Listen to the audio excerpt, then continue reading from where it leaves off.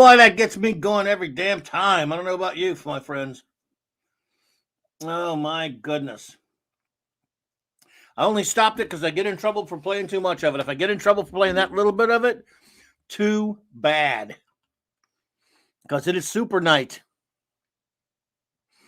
And I just love it. Love it, love it, love it. I hope you all love it as much as I do. I hope you all saw it. Maybe I didn't even play it right. We'll see. What's going on? Thank you there, Kellel. Good to see you, my friends. Good to see you.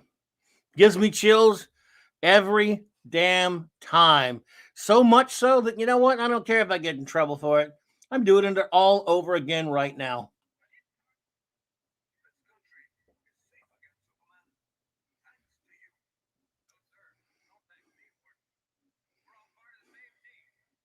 Good night.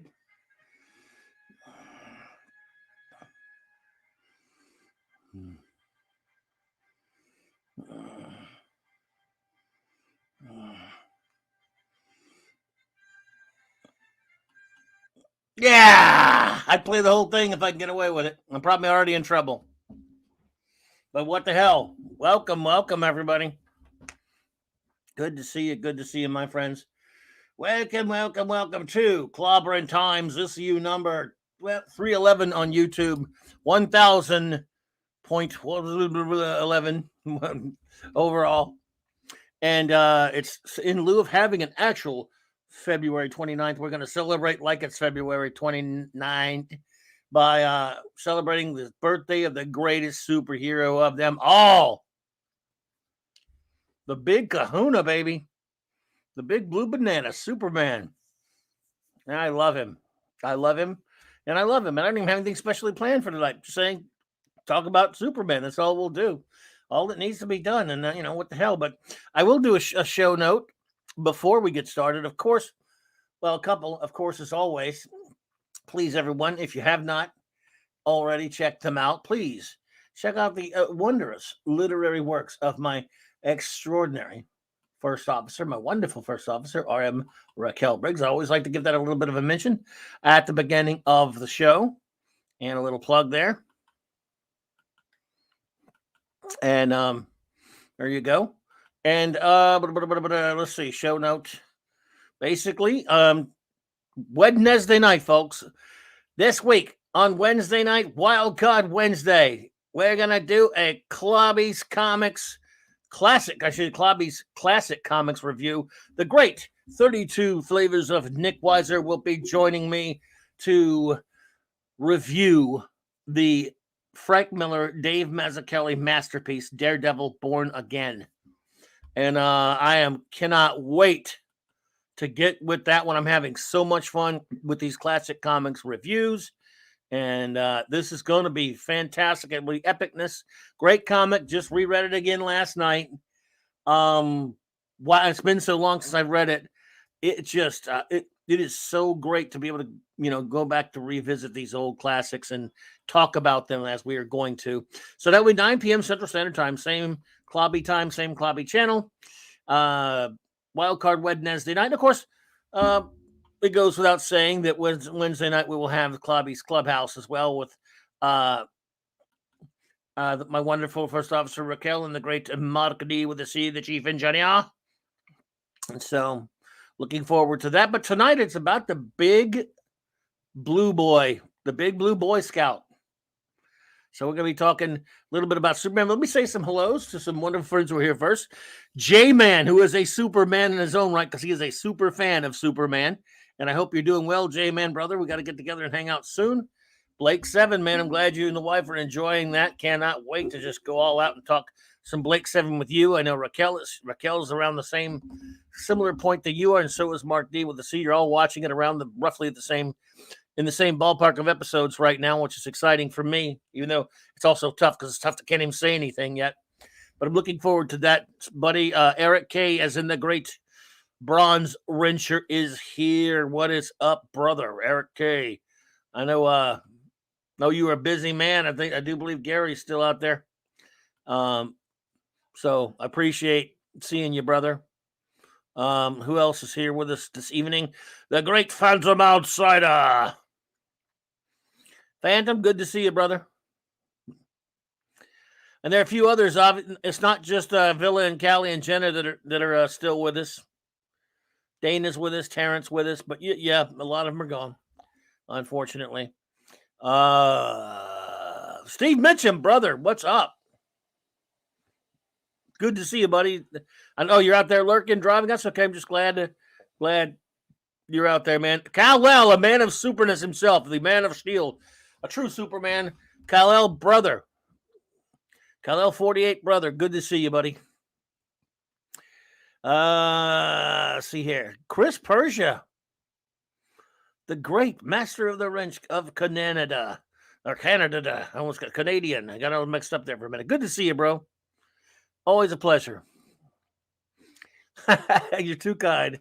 It's a bird. It's a plane. It's Super Clobby. Strange visitor from another comic who can change the course of mighty rivers, bend steel in his bare hands as long as it's actually putty. And who, disguised as an absolutely worthless comic book YouTuber who doesn't know a damn thing and forgets stuff and he's old and senile. Oh, I'm sorry. I was misquoting you there, Chris. I know you wouldn't say that, but I would say it, but you wouldn't. Appreciate you, buddy. Fights in every battle for truth, justice, and the American way. Indeed, I'm always for that. Thank you so much, Chris Persh. I appreciate you, buddy. Lee Anthony Davis, welcome. Good to see you. See whom else is here tonight. Apollome's Minion, and Pupper. Lovely to see you, my dear. Hey, your Muslim uncle. What is up, my friend? From the road, no less. Well, I hope you're out there being safe on that road, my good friend. So, yep, take care of yourself out there. And it is wonderful to hear from you, buddy. Thank you. The great Hungry for some foghorn ledgehorn logic, son. I say, son, some foghorn ledgehorn logic, aka the great Hungry Boy. Look who's here. Mexican Iron Man. The great Mexican Iron Man. Dude, and more happy birthdays to you, buddy. I'm honored to see you here, my friend. Thank you so much for that very generous $9.99 super chat, sir. You are the man. It's good to see you. I hope you're having a wonderful day with all these streams, bro. And working, because I know you're working as well. Finally, he says, this channel features a real superhero. We do all kind of real superheroes right here. Enough talk about a lame dude that runs in girl outfit. While Superman saves the universe, Flash enters ice skating competition. He's rough on my boy Flash now. I mean, look, I love Superman better than the Flash, but I don't know. I'm a Flash fan myself, but that's okay if you're not Iron Man. You know who else I'm a fan of? I'm a fan of Mexican Iron Man. So, bro, good to see you, buddy. Yes, rumors of death, brother. You ain't kidding, J-Man. That's my number 2 episode.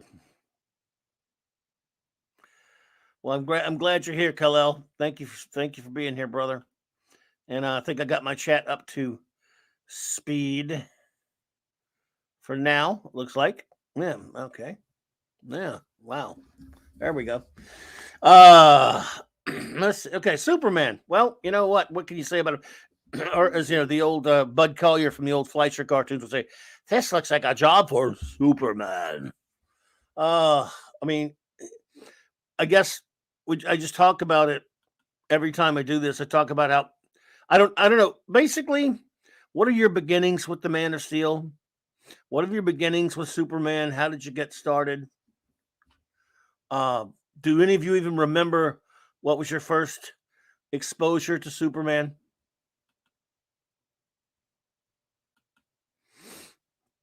Look, and by the way, before I continue, I should say that our good buddy Mark C., from whom the show will be eternally named after, was also a huge Superman fanatic. And again, I'm not trying to bring everybody down, but he he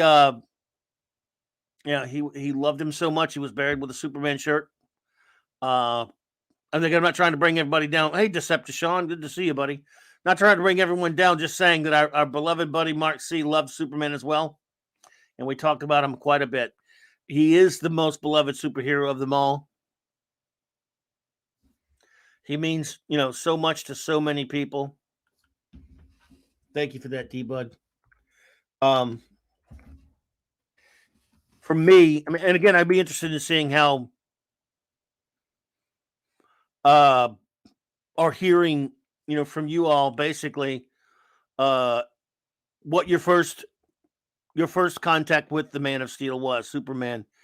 I hate that that Hack Snyder and Filthhead ruined the term Man of Steel by soiling it with that horrible movie of his. But I like, it's a term that always was meaningful. But what was your first contact with Superman, or your first exposure? It's tough to remember, isn't it? Mine was, I believe, the old Filmation Lou Scheimer cartoons from the 60s. They were on Saturday mornings, the Superman Aquaman hour. The George Reeves TV series, and then not too long after that, of course, Super Friends. But one of the biggest was, and I got to find the picture of it because I forgot to load a picture of it. I had fairly early on in my life, I got a book called Superman from the 30s to the 70s, and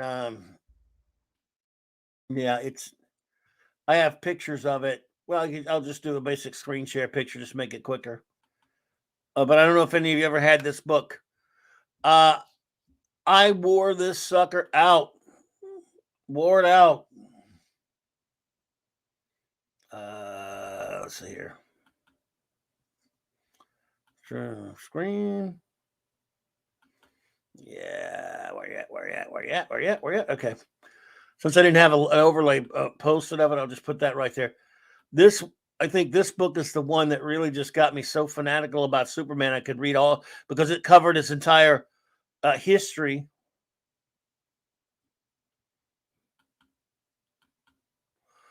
And I just adored it. Listen, I got something covering it up. Hang on a second. Anyone remember this book, though?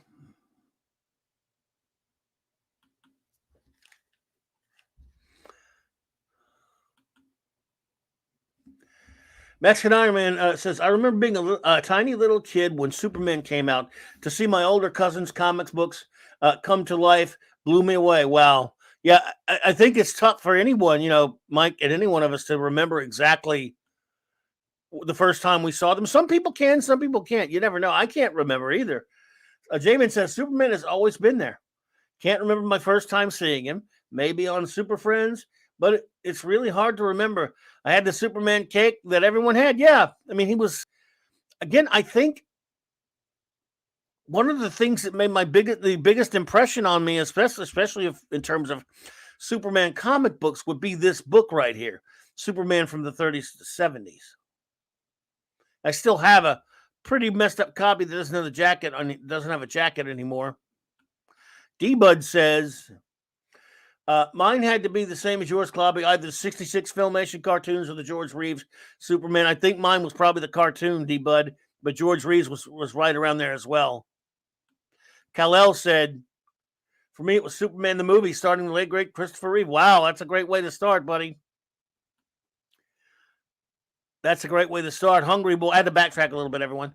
One of my nanas worked for Disney in the 30s. Wow, and brought me the Superman 30s to 70s when I was 6. That was my first Oh my God, dude! What an exposure this was. For those who don't know, this of course reprinted some of the early issues from the Golden Age, and it has a smattering golden, silver, and when this was printed, we were just entering the Bronze Age, of course. And this book, I think, Hungry Boy, I would say that us outside of cartoon, when it comes to Superman comic books, this was it. This is how I really started to realize there was because I saw them on cartoons first and then the TV show, as a lot of people did. This is when I realized that there were Superman comic books in the world. I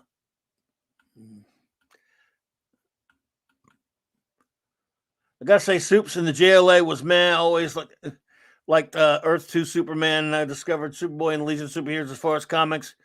Adventure Superman first.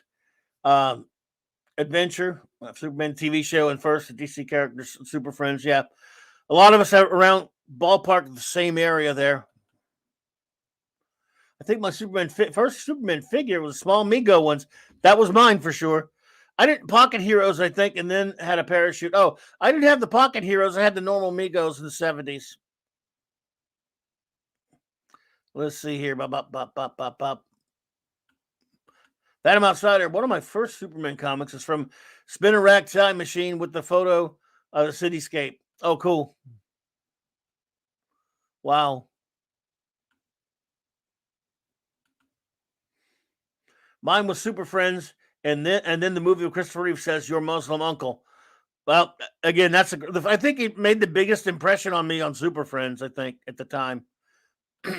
Decepticon said either Super Friends, Filmation cartoon, a very early action comic with an Atom backup story. Oh, yeah, or the 78 movie, or maybe all at once. Superman has always been there. Well, he moves at such great speeds across time and space that you never know where it's tough to pin it down, man. Hello there, Oliver Belamonte. Welcome, my friend. He says, my first sign of enjoying Superman was the Super Friends cartoon, but the Superman movie magnified my interest in the Man of Steel. That's great. Absolutely. I love it. I love to hear it. I like hearing where everyone started. Joke for Clobby. Thank God Byrne hadn't been born 15 years earlier regarding the 30s and 70s. Oh, my goodness. I don't think I would be able to deal with it. I couldn't have dealt with that, buddy. But see, when I like messing around with silly art like this, just throwing all these images. When you look at these images right here of Superman that I just plastered all over this silly thing with my phone.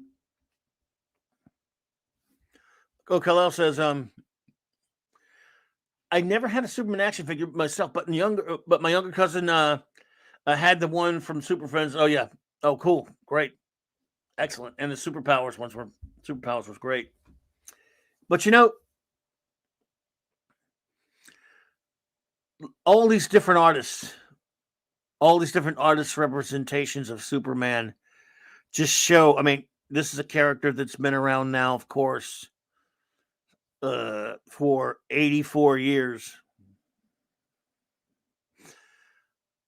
Just like my father. My father's been, was born before Superman hit the stands, and he's been around for the same amount of years, though, 84. He's the big kahuna. He's the big blue Boy Scout. And look at all these different interpretations. This doesn't even scratch the surface if you look at all the other interpretations that they've had out there in terms of art. But what you're seeing here is bias on my part, which I fully admit and am proud of. Is I showed images from the artists I care about.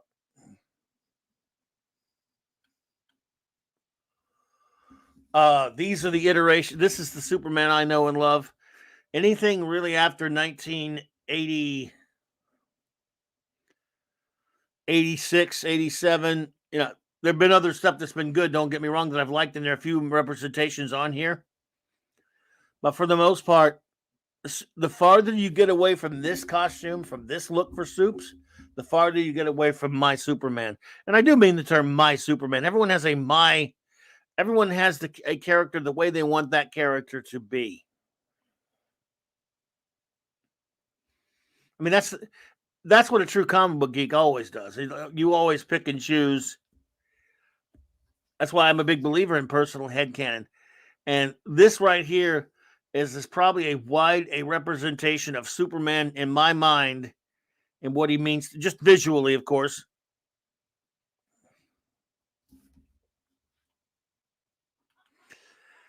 Have you ever seen the SNL sketch where it showed Christopher Reeve auditioning for the role of Superman? I'm not sure. I don't know if I've seen that. I have zero idea when I saw or read Superman in comics. I mean, like I have zero. Well, Mexican Iron Man, that's not uncommon for any character, even Superman. I don't have. Look, I've had people tell me, Mike.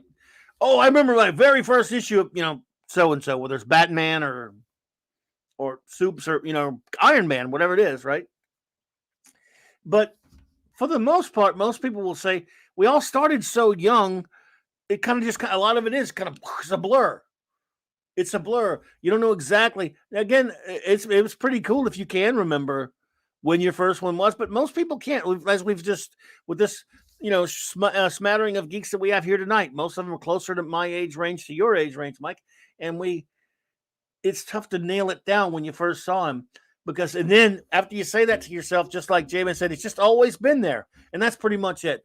Superman's just always been there. And for me, even though for the past 30, 40 years, he's not been handled the way I want him handled, he always will be. But he'll always look like this. What you're seeing up on this screen right here, for me, he will always look like this, or maybe you prefer this version. Superman will always look like this. That's the business of basic, as big a representation of how Superman visually represents to me. And that's why when I watch something or read something, okay,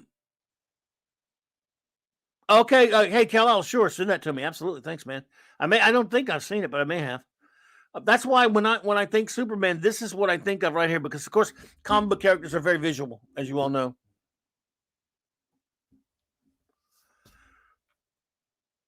And visual interpretation is very important. And I just, anything that deviates from this basic visual premise that you see here stops being Superman for me. This example, now again, here's an unpopular opinion for you. For example, Ironcaster, what's up, buddy? Red trunks, indeed, bro. It's not. It's going to get a lot less supportive and loving, buddy. I tell you, a lot less. Because I'm going to give you just an example, and this is going to be attacking a show that I have respect for the fans of, but it's just not me. Take the show Smallville. A lot of people love it. Fine. Totally fine. I grew to respect it over the years, but I never could get into it because showing me something that where you have elements of Superman, but you don't give me the whole package. And these guys, these jackasses who created Smallville, when they first created the show, one of their mantra was no tights, no flights. Well, then you just may as well say no Superman. Steve, I don't know. Your comments got deleted. I don't know. I don't know why. I don't know why, bro. I didn't delete them. I doubt anyone would delete yours on purpose. Yeah, I mean, it's Gilmore Girls and Dawson's Creek. Now, many of my dear friends like the show. Ironcaster says, I have a confession to make. I never did read much Superman. I was raised on the Big Red M. The Big Red M? The Big Red Marvel as a Captain Marvel? Or who are you talking about? I don't know. But, Mark D with the C. What's up, bro? But they came along with a show that were very smug, and they said, basically, our show, we want to do a show. And of course, this is coming from a huge Superboy fan. That's another thing. The Superman origin for me, before it got all retconned and screwed around with by John Byrne, carried with it. Oh, Marvel, I got you, Ironcaster. Dumb me. Thank you. I mean, listen, you said the Big Red M, so I mean, it was the red kind of threw me off. I was thinking, when you say Big Red, I think the Big Red Cheese, which was the nickname for the real Captain Marvel, the Billy Batson one. So, and I think, by the way, a lot of people like Smallville. That's all fine and good. Many people that I care for dearly like it. That is what the kind of minimalism I cannot stand with my comic book adaptations to film or TV, which is why I prefer animation, really, because this minimalist approach, like you're gonna adapt the characters and use the names and stuff, but you're not gonna go all out. I want a freaking costume when I see a superhero. Okay. Yeah, I know that's controversial somehow, but I want a freaking costume. And certainly when I see Superman, I want a damn costume. So Smallville was, I used to do this show with two buddies of mine and still do sometimes when one of us pops in. To my dearest friends, they loved that damn show. And we would talk about it. We would tease each other about it. But it bores the crap out of me. And then, and there's the thing about that Phantom Outsider. They would bring other characters and put them in sort of costumes. But the JSA, they had costumes. Well, that's great. And of course, in the last episode, they CGI a costume on him and play a little bit of the John Williams music. Again, just that's a snoozer for me, folks. That's a non-starter, really, for me. Just me, again. What can I tell you? But this is Superman here, and if you get various artists up here, of course, your actors: Kirk Allen, George Reeves, Christopher Reeve.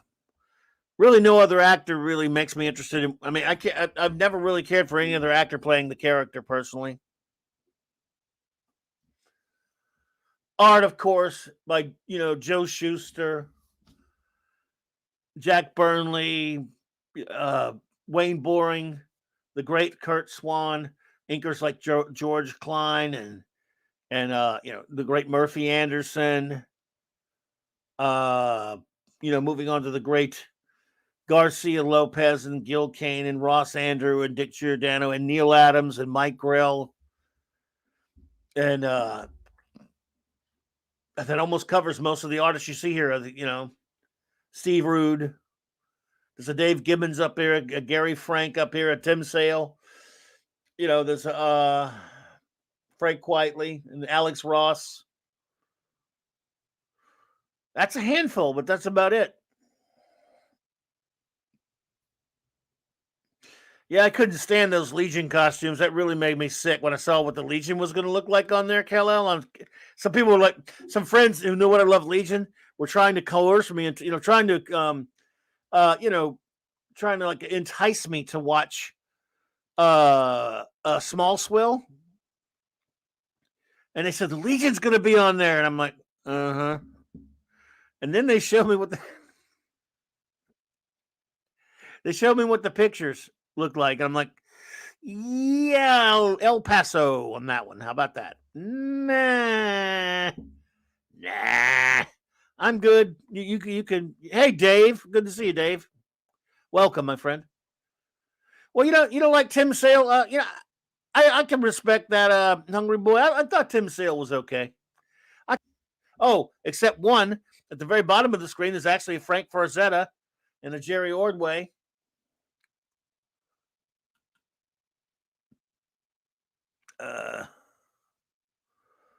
And such. No, sorry, I was getting the end there. Did we get Dream Girl on Small? I don't know. Ask a Smallville fan. I do not know.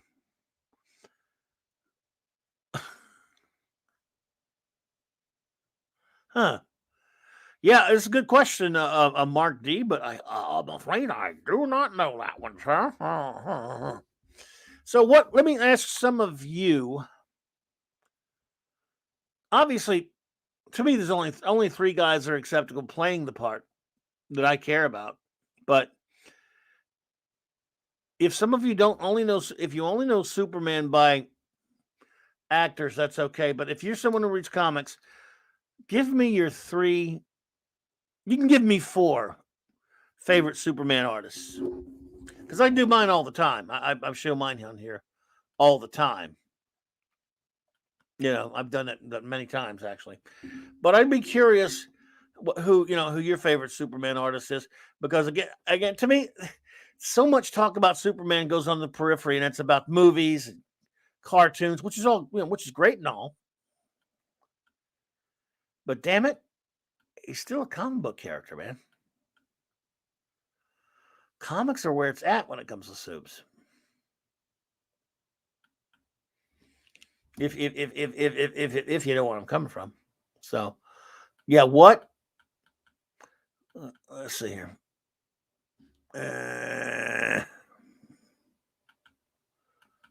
Well, I was trying to find I had a picture. Well, mine are easy anyway. Mine, everyone knows. So, if you just go with four. Go with four, I guess. That'd probably be the easiest way to do it. And if you want to give five, some of these characters, again, when I've done shows about this, who's my favorite artist for certain characters, sometimes it's tough to come up with it. With how many. Some characters is tough to come up with a bunch of artists from. Okay, well, there's my Superman one right there. My Superman one, of course, again, is, Schuster, Boring, Swan, Adams, Lopez, and Kane, but there are a lot of other great ones. So let me see. Hey, Snortopoopolis, what's up? Decepticon says, I never liked Dean Kane's high voice and gelled hair, but now I would take him over more than modern screen. Yeah, Superman any day. Exactly. I never look. Okay, another hot take that's going to get me in trouble. I never liked Low Acid Clark. I do love Terry Hatcher because she's a hot lady.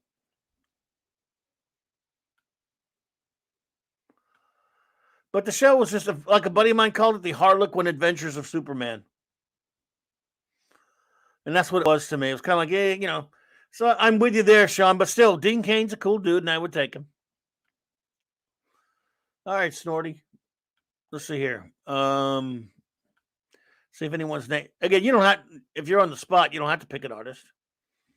Swan is always above others, like a Galactus overlooking other artists, though he's my fourth. He's your number 4, huh? Wow. I want to see your list then.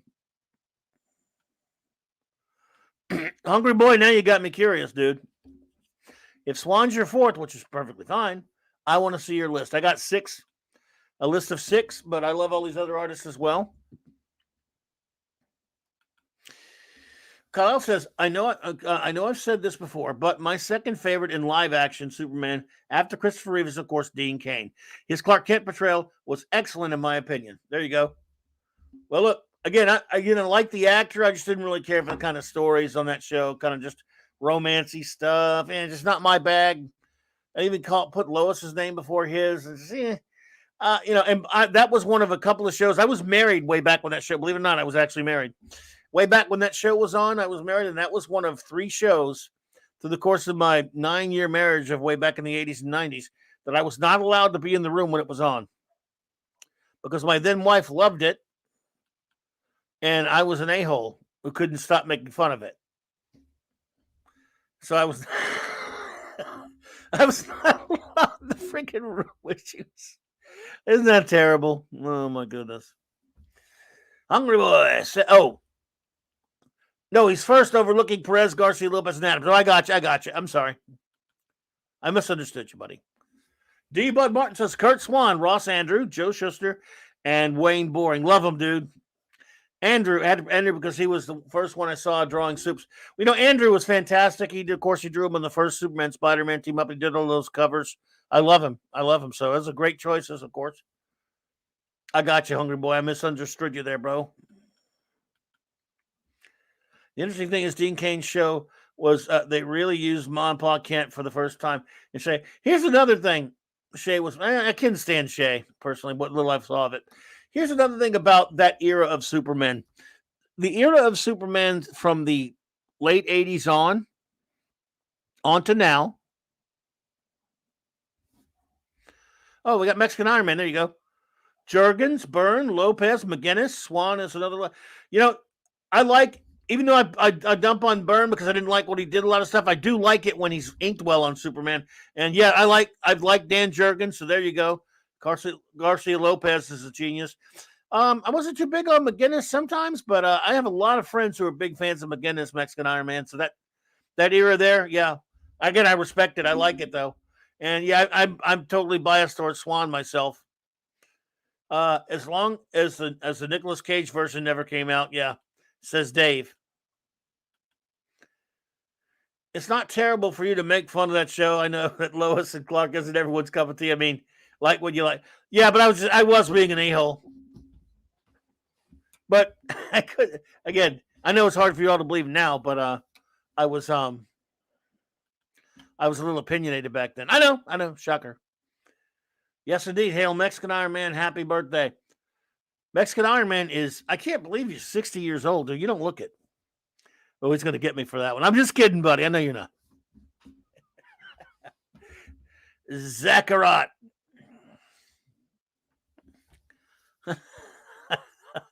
Oh, boy. But I think what my whole point about a lot of this is to show you that. Oh, but no, the point I was going to make first was late 80s on is the Superman lore, and now it's almost a good chunk of time now where the Kents are alive. From the Superman I grew up reading was when the Kents were gone. They were they'd passed out and they passed away out of there, and it was Superman didn't have them. So he's almost he's a fairly different character after that point. I'm not saying it's terrible that he has living parents. 60. What the hell? Flash still sucks no matter who thinks and draws him. No, I know. Hey, you're a youngster, man. You're way younger than me, brother. You can laugh at me because I'm not too far out from 60, brother. So I was talking to my mom tonight, Mike, and she already forgot how old I am. She was telling me I'm older than I am. And I'm like, wait a minute, my own mom is telling I'm older than I am. She's forgot how old I am. So, what are you going to do? Moms, huh?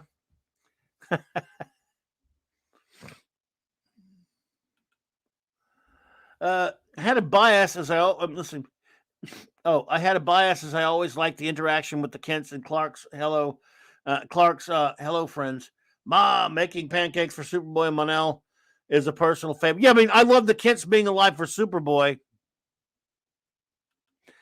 No, for the longest time, both Kents were dead in the Golden and in Silver Age, and even in the Bronze Age. They were both gone. Kal-El. It wasn't until Byrne brought them back to revamped it, where they were both alive. Because obviously Superman the movie, yes, only Jonathan Kent passed away, but before that they were both gone.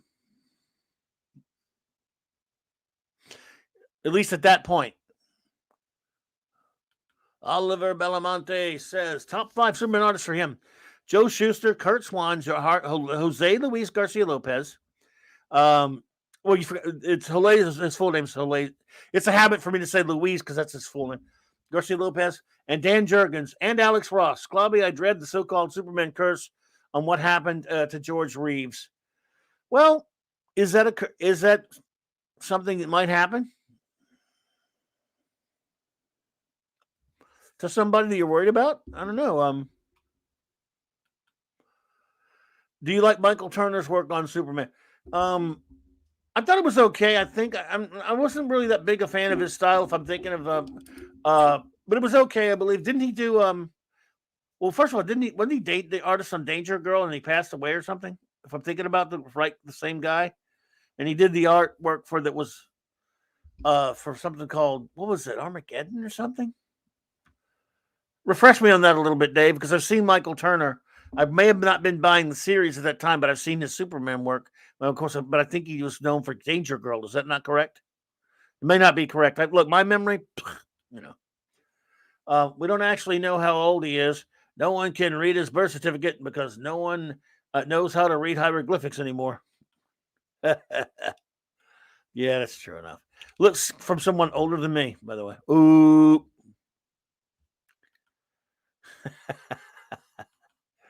That story element is carried into Smallville and other variations of the story, then including the newest incarnation, Superman, and Super Lois and Man. I call that show Super Lois these days. But look, I actually like the third and fourth seasons of the old Superboy show. And no one ever gives poor old Gerard Christopher his due. Let me tell you something. You can say what you want about that old Superboy TV show with Gerard Christopher. Well, he was in seasons 2 through 4. The first season was John Ames Newton. But the guy playing Luthor, Sherman Howard, that's one of my that is a top. He's one of the great Luthors, and no one ever mentions him. The guy was brilliant as Luthor, and no one ever mentions him. It's a crying shame. Damn it. He should be mentioned more.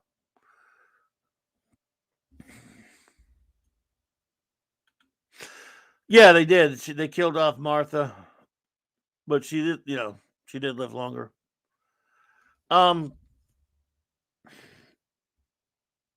Another thing that you got to understand. I'm still very old school about when it comes to Superman is, and always will be, I suppose, the whole Superman and Lois bit. I know they got married a long time ago in the comics, but I'd already dumped the comics at that point. And so I never really cared for them being married, to be perfectly honest with you. I know it's stuck there and it's fine. I mean, I just don't really like it much. Second season of Superboy had some great comic villain episodes. It had some great stories too. I thought the second and third season did there, especially the third season, in my opinion, Sean. I like that show. He did Fathom, okay, Justice League, Witchblade, and a lot of other versions of comics characters. He did pass away. That's right. And they based one of the DC animated films, I think Armageddon, on his art, Dave, which will be Loki and I will be reviewing soon. Why did you say that name? What the? Sherman Howard was fantastic as Luthor, man. To this day, the Superboy version of Bizarro is my favorite on screen, and frankly, the best on the screen. Yeah, I loved Luthor on there. Bizarro was good. They mixed Michael J. Pollard as Mixed-Yes-Pitalik in the first season. I don't know all about, but oh dear. But they killed off Martha after Lois and Clark were married and had a teenage kid. So, oh yeah, that's right. That's on the new one. Martha. You know, the Kents weren't. I mean, she wasn't. She didn't start out as Martha Kent, by the way. That was a little bit later. The Kents' names were originally Eben and Sarah. No, they were originally John and Mary. Sorry. Then I think it was on the TV show or something. They were Eben and Sarah, and then later they became. I may have gotten it backwards, but then they became. Jonathan and Martha.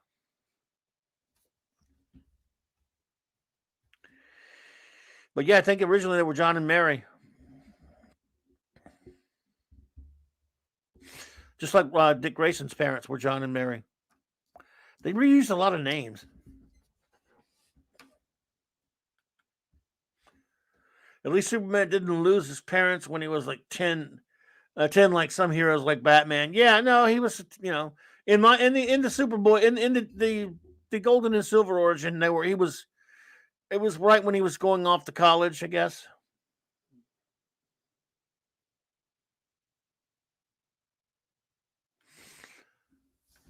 But yeah, there will be a time, I suppose, where people find Superman more recognizable in some of these other ugly eyesore costumes and stuff. Look at this, though, man. Look at all these different artists. Look, just that is. I mean, soak that in for a second. That is what Superman's supposed to look like.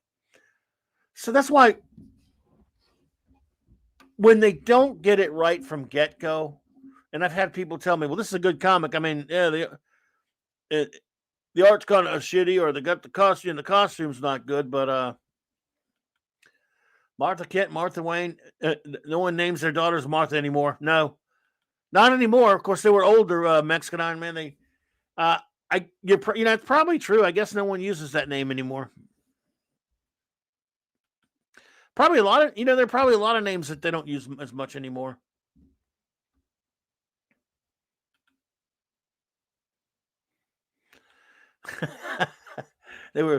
Originally they were Peter, Paul, and Aunt Mary. At least they weren't Peter, Paul, and Aunt May. Yeah, no ponytails, no mullets. Oh boy. And it's always funny as soon as you say Superman looks stupid with a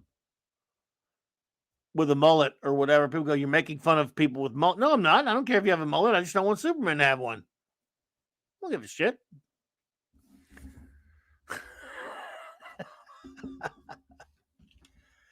Oh dear. Yeah. What? Wait, what? Let me send this invite.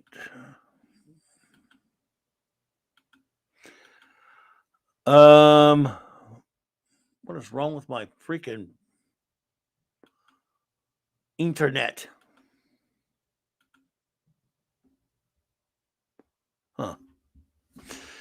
Well, he had that. He had the mullet back in the mid '90s. So I mean, in the mid late '90s, right?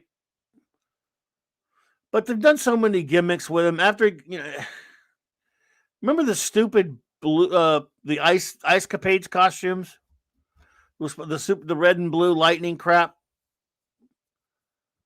Who thought that was a good idea?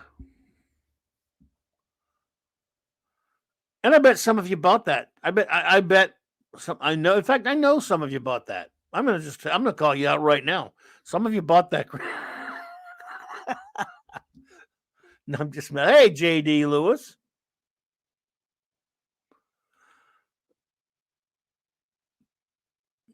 I meant why did you say that name? Serves me right for quoting the filth that is modern super wuss. Yeah. No, I hear you. Oh dear, oh dear. Season 1 of SB was awful, but seasons 2 through 4 are stellar. SB? Oh yeah, Superboy. Yeah, yeah. I'm with you there. Season 1 was terrible. 3 had some really great episodes. JD.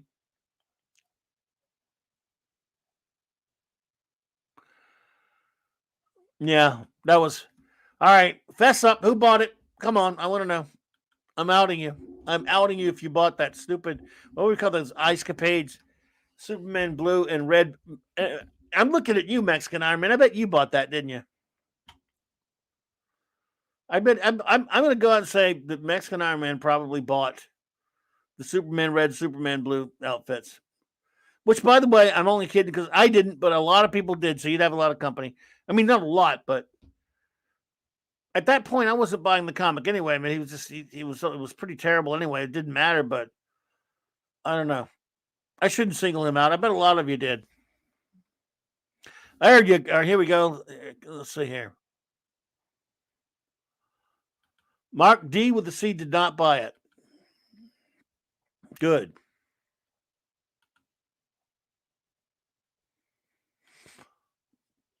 Good. I'm proud of you. I was worried about you for a second there because, uh,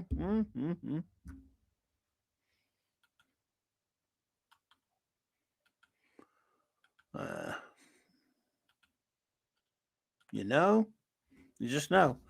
I love the old Superboy show, even Metallo's phone cord laden costume. Yeah.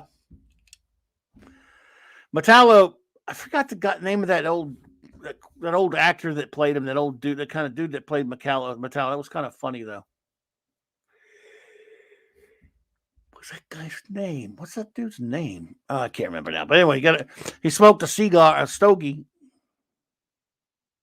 There we go. Yes, I bought the Electric Blue story up to a point. Thought maybe they were going somewhere with it. Boy, was I disappointed. I want to see blue and red with a nice red cape, red and yellow S, and spit curl, and nobody and no bloody mullet. Yeah, that's for sure, Snort. Yep, needs ice. It needs ice skates. Well, look, I know he's probably gone already, but J-Man bought it. There's no question about it. J-Man probably still has that comic in his collection. What do you think the chances are of that being an even bet, Sean? Because you would know, actually. He has it. I'm just going out there. I don't know. Electric Blue Superman was all over JLA, so it was hard to avoid. Yeah. Yeah.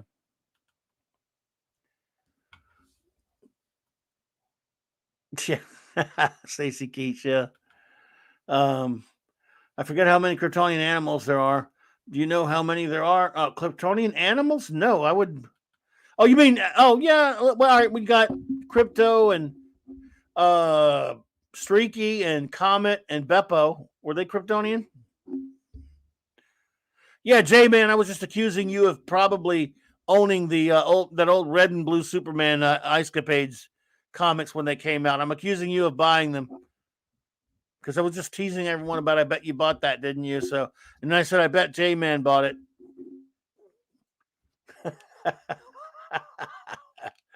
You can tell me, man. You know I won't make fun of you. And not that you should care if I do, because why should you? Mark D with the C said he didn't buy it. I'm not sure I believe him, though. Be honest with you. Klopp, you're being a meanie face. First of all, okay, fine. Those Ice Capade looks sucked. However, second of all, I had a huge DC bag order for years, so I bought them all. But hell, I bought it all. Like, hey, Mike, you're not the you're not the only one, bro. A lot of people did. A lot of people did that, So I think, and again, but I got to rib him a little bit because, man, what a gimmick. Oh, wait, oh, my God. Hey, Matthew Pounder, good to see you. Look at this. Okay, he admits to buying them, meaning J-Man. But he also has, you have the figure still? Oh, my God, dude. Jesus Christ. What the hell is wrong with you, man? I'm just kidding. Everyone, J-Man, I'm just teasing J-Man. I'm just giving him some trouble. Just giving him a little bit of a guff there. Good to see you there, Matthew Pounder. Welcome for joining us, buddy. Hello there.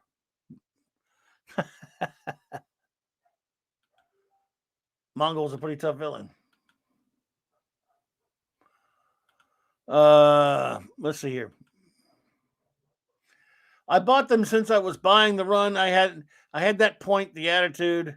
At that point, the attitude, this too shall pass. Okay. See, I really only mean joking and good vibes to everyone who bought them, just kind of ribbing you. But I don't know. I'm a little disappointed in Phantom Outsider for buying them.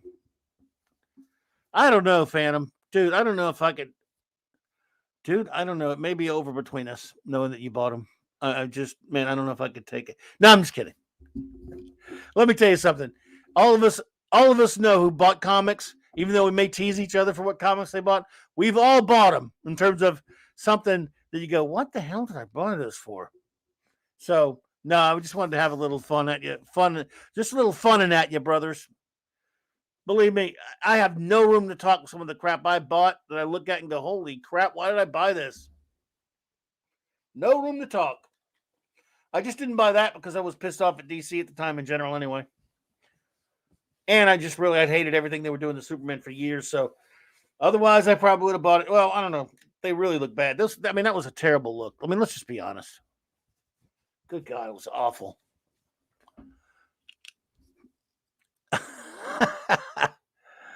Blue electrical Superman and Zax. Yeah, what are you going to do? Kalel says, although I did like the Death and Return of Superman comic arc, despite it being gimmicky, I never cared for the mullet or ponytail. He looked like Jerry Silver from Karate Kid 3 with the ponytail. Yeah, I guess he did, didn't he? That's, oh man. Yeah, that's a good, wow, he did, didn't he? Decepticon says, DC tried to convince everyone the blue book was permanent. The blue book was permanent. Then UNICEF wanted Superman for a comic to warn kids away from landmines in war-torn countries, and they used the classic look. Yep, it makes sense, doesn't it? That's good. A good bit of info there. And, yeah, no one recognizes the gimmick look. Hey, D-Bud, I've never called upon anyone to apologize for buying anything. Like I said, I mean, I promise to make a list of stuff that I bought that is embarrassing to me in the future. So I promise. Let's see here. Jack's mama. Hello there, dear. I hope you're doing well. Thank you for popping in. It is great to see you. Thank you so much. The mama of our wonderful Mark C's youngin'. And it's good to see you there. I hope you're doing well. Superman was browbeat by gimmicks in the 90s. Yes, boy, was he ever. Yes, indeed. Hey, J-Man, take it easy, brother. Appreciate you, man. Thanks for popping in. I hope we will talk soon, bub. Oh, my goodness. Yeah. You know, Superman. A couple weeks back, J Man and I reviewed Kingdom Come, and I had a terrific time. Reviewing Kingdom Come with J Man. That's a classic. I don't know how many of you read it. Oh, Jack's Mama. Yes, it has been almost a year, and I've been thinking about that a lot. And well, I'll never stop. The show will always be named after him. And oh, she says, honoring Mark C is special. Well, he was special to us, and he is. Oh, will always be special to us. The show will always be named after him. And I have been thinking, because it's coming up on that how to do something as a tribute to honor him. And tonight, if you don't, in case you don't know, Jack's mama. Every year at this time, I do what I call a Superman celebration. I celebrate Superman's birthday in the comic books. February 29th is his birthday, even though, yes, it's a leap year, so as close as I can get to it. And as you also know, Mark loved Superman very much. I don't know if it was Superman was his favorite character, but I know it was one of them. So, and like I said, wish he was here with us, hanging out, talking about Superman right now. So it'll always be dedicated to him, and this show tonight is dedicated to him as well. He the first show we did together, we were talking about Superman, and we've done a lot of other ones as well. Other one after that. So yes, and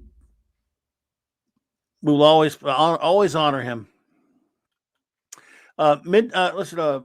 My Mexican Ironman says, Clobby, this morning on Midnight's Edge, I talked about how Mark influenced me as a YouTuber and as a supporter, super chatter of channels. Oh, yes. Jack's mama, if you're still here, that's our good buddy Mexican Iron Man, who has just been a great friend of not only all of us here on YouTube. He's friends with all the channels. He's just an extraordinary good buddy of ours. He's a wonderful person. And he he talked about, because, Mark C was around for a long time.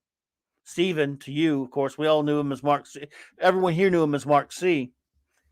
How he was around in all these chats and all these rooms, and I've never seen anyone. It's just when I started learning more and more about how many people he's touched. He touched, and we talked about this a lot last year, of course, a year ago. But all these lives he touched, all these people he touched, just by, yes, you'd think it wouldn't be much. We're sitting in a chat room watching, if you're watching a stream or or whatever, and you're chatting back and forth with friendly other people from all over the world that you don't know, other than what's on their avatar and what their name, if they have a handle or what have you. He had Mark C here, and he touched so many people. He had such an extraordinary charisma in terms of speaking with people and interacting with people, and such great intelligence and knowledge about the things he loved, that he touched a lot of people and inspired a lot of people. And Mexican Iron Man is just, one of the great friends of all the channels around here and stuff. And he produces shows and does everything else. And he, you can't get more high praise than that coming from, it cannot come from a more laudable or credible source or admirable source or honorable source for that matter than Mexican Iron Man, than what he says there. And that is just, Mike, AKX Mexican Iron Man, I appreciate you putting that in the chat there, buddy. Thank you so much. And I'm glad that one of Mark's people, Steven's people, in this case, Jack's mama, which of course is the grandmother to Mark's son. I'm glad she got to hear that, because it means a lot to the family, I'm sure, to know that he touched so many people and he was so well loved by so many people. So, and he'll always be missed. Look at Midnight's Edge After Dark. What's up there, Tom? Good to see you, buddy. Hail there. And again, Mike, thank you for that, man. That just blows me away. That really is amazing. And Jack's mama says she will tell his son. She says, thanks. That's awesome. I'll tell Jack your kind words. For those who don't know Mike or anyone, Jack is, of course, Mark's son, Mark's young son. And so, again, thank you for that. What's up, Drew? We're joined by our Hey, yep. chief engineer, the great Mark D with a C. Thanks for popping in. Thank you for having me. Yep. It's quite a day, right? Isn't it the day before Superman's birthday? So, yep. Well, no, it's there's a leap year, so there's no 29th. So That's true. Yep. yeah, Technically, right. Yep. yeah, but I do it every. I've been doing it for many years of doing this. And Jax Momo was here, of course, reminding us because it is getting close to that time. That we lost our wonderful friend Mark C. And I was just saying, like I said, he loved Superman. So Yep. And I just started listening, following you guys probably about a year ago. So I'd only known him for a few months, but he was always so knowledgeable and friendly and kind. And we made a couple of jokes about our names being similar, I think. And but yeah, just such a tragic thing. And I know it was a really good friend of yours and everyone. And you could tell by I mean, it's what people when everyone rises up and says what a great person someone is like that that really was a great guy. I just wish I'd gotten to know him a little bit well, more. But absolutely, when you can touch people's lives like that and within that kind of an abstract way through a chat thing, you're a pretty special individual in my book. I mean, and he is, and when he was, and it always will be actually. And like I said, for everyone, those who don't know it, and most people know it now, he bought comics from me from my comic shop in the '80s when he was a youngster. So, and then I met him later and became friends with a lot of people like that. So we've known each other a long time, but then it just doesn't. Again, we see each other many years later, and when we're quote unquote adults, as yep, much as adult we can be. So, and it's a crazy time. It's a crazy thing, but that he's touched so many lives like that. That's a pretty amazing individual who could do that. Just like I said, through the chats for him. So, and I'm just thankful for that Jack's mama was here to hear that, and so thankful to Mike for putting that there. Thank you. Phantom Outsider says, uh, Mark D with a C. Ask Clobby how 1938. How was 1938 a leap year as 1940 was cause last was 2020 next? How? What? Wait a minute. See if I can get this right. Ask Clobby. How was okay, 1938 a leap year? I don't know. I don't know. All I know is in the comics at some point they established that his birthday was February 29th. So you'd have to ask. You need to go, first of all, go back to DC Comics, National Comics, whoever made that Superman's birthday, and ask them where they get that from. Because you got me. I didn't make it up. I got it from them. And I decided, that's cool that he has a birthday, even though it is the 29th of February. I'll just do a show around that time every year with yep. like a Superman time. That's the only thought process for me that went into it, bud. Well, I he I got he nothing for you there. well he landed on Earth on June 18th, according to Right. multiple sources on DC Comics, which is one. He should have landed on the 17th, which is my birthday. All right, so you got the date one day off, They missed you, and damn them. damn it. And then DC Comics calendar confirmed that February 29th was his birthday, and also Time Magazine. So I think that was one of those, obviously, not the year that he was, created, but Right. just that's what they picked. You know, they picked as his birthday, February 29th, and there's probably some snarkiness to that, right? I guess when, I uh, you can't know, I, I can't tell you who. I'm not 100% sure who came up with it. I know they decide he was 229, but he was introduced in the 38, which wasn't a leap year. Yeah. Oh, look, yeah, I hear you, buddy, Phantom. But I just I don't know why they thought that would be the way to do it. Um, I think that, and again, this is fragmentary memory, but I'm fairly sure that started somewhere in the late 50s or in the early 50s with the Mort Weisinger era. And if that's the case, if Mort Weisinger came up with it, then who knows? It's loopy enough as it is. So I just have seen that in comics where they say that's his birthday and just ran with it. But yep, I think it was the Weisinger. I don't quote me on that. But and by the way, Phantom Outsider, did I ever tell you that I had Mort Weisinger's son on my show way back when? Weird, isn't it? For those who know the name Mort Weisinger, you know a lot of Superman. So, anyway. So, yeah, And that's also Captain Marvel's birthday, the big red cheese. According to this calendar, too. Yeah. Yeah. And by the way, they also used to put it on the old DC calendars in the 70s, didn't they?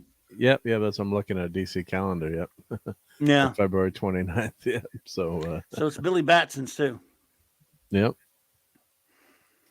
I mean, boy, if Clobby's memory is fragmentary, mine is atomized. I forgot about Billy Batson's being that. I mean, are you looking at one of those old DC calendars? Yeah.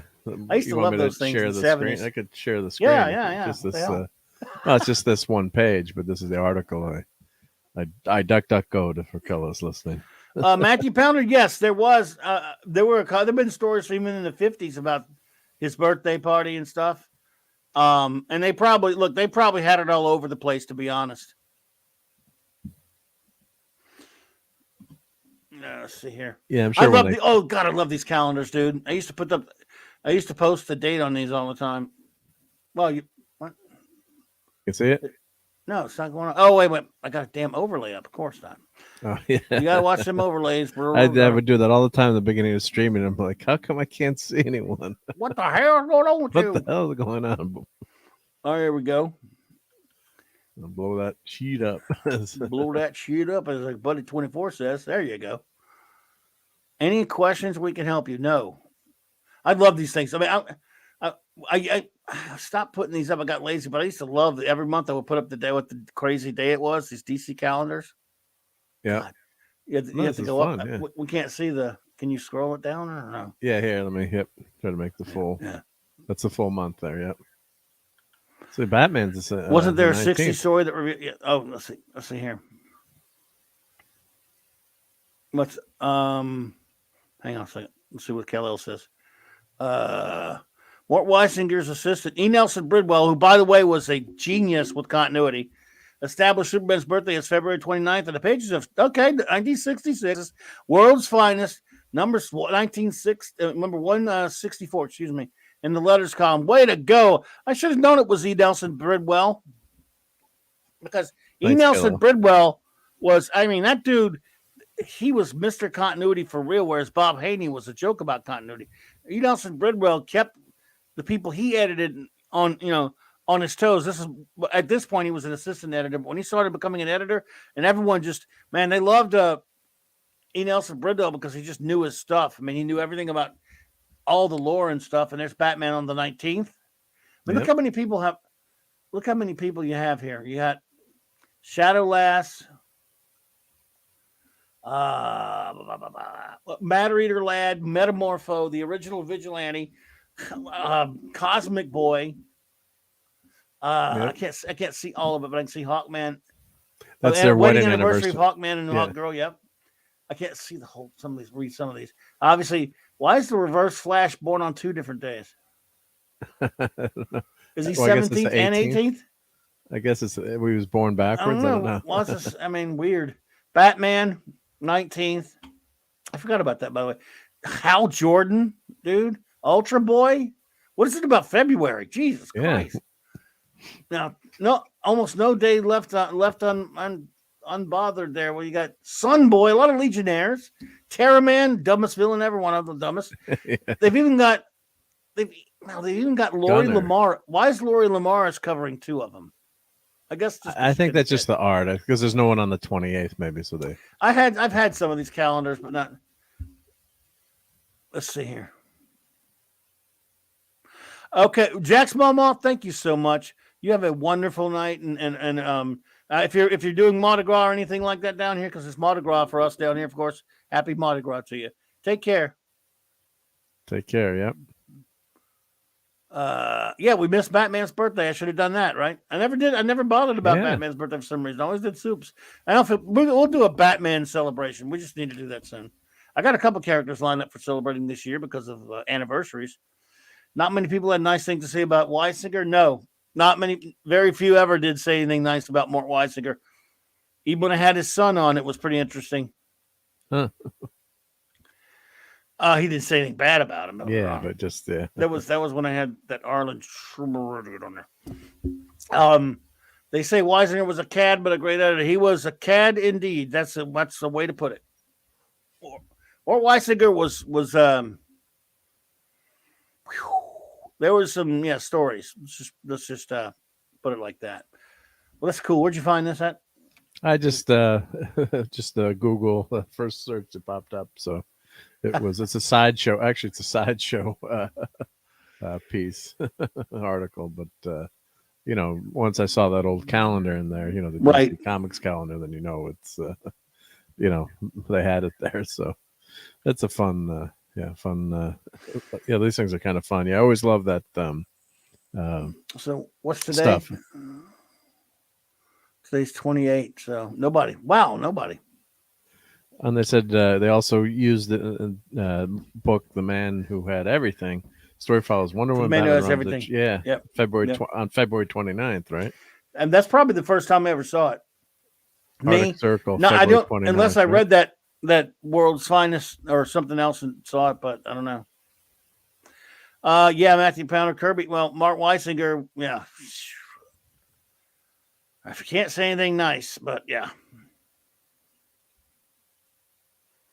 Next month, Night Girl. I'm going to tell you what, there was a lot of Legionnaires this month. This is a classic, right? I'm going to be reviewing this soon. Think clean thoughts, chum. Clean thoughts, chum.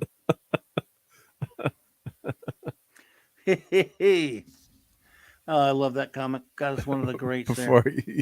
Before us two freeze dressed like that. Robin's wearing tights, right? So that's hysterical. Yeah, but look at that smirk on Batman. You don't get that anymore. Like that half smile on Batman. Yeah, there was still some Bat there. There was still some Batman, but this was again anything pre-Miller Batman. You could see him crack a smile once in a while, and he wasn't a complete, party pooper. He was a party pooper, just not a complete one. Yeah, not totally. Yeah, so I love those moments like that. Yeah. Yeah.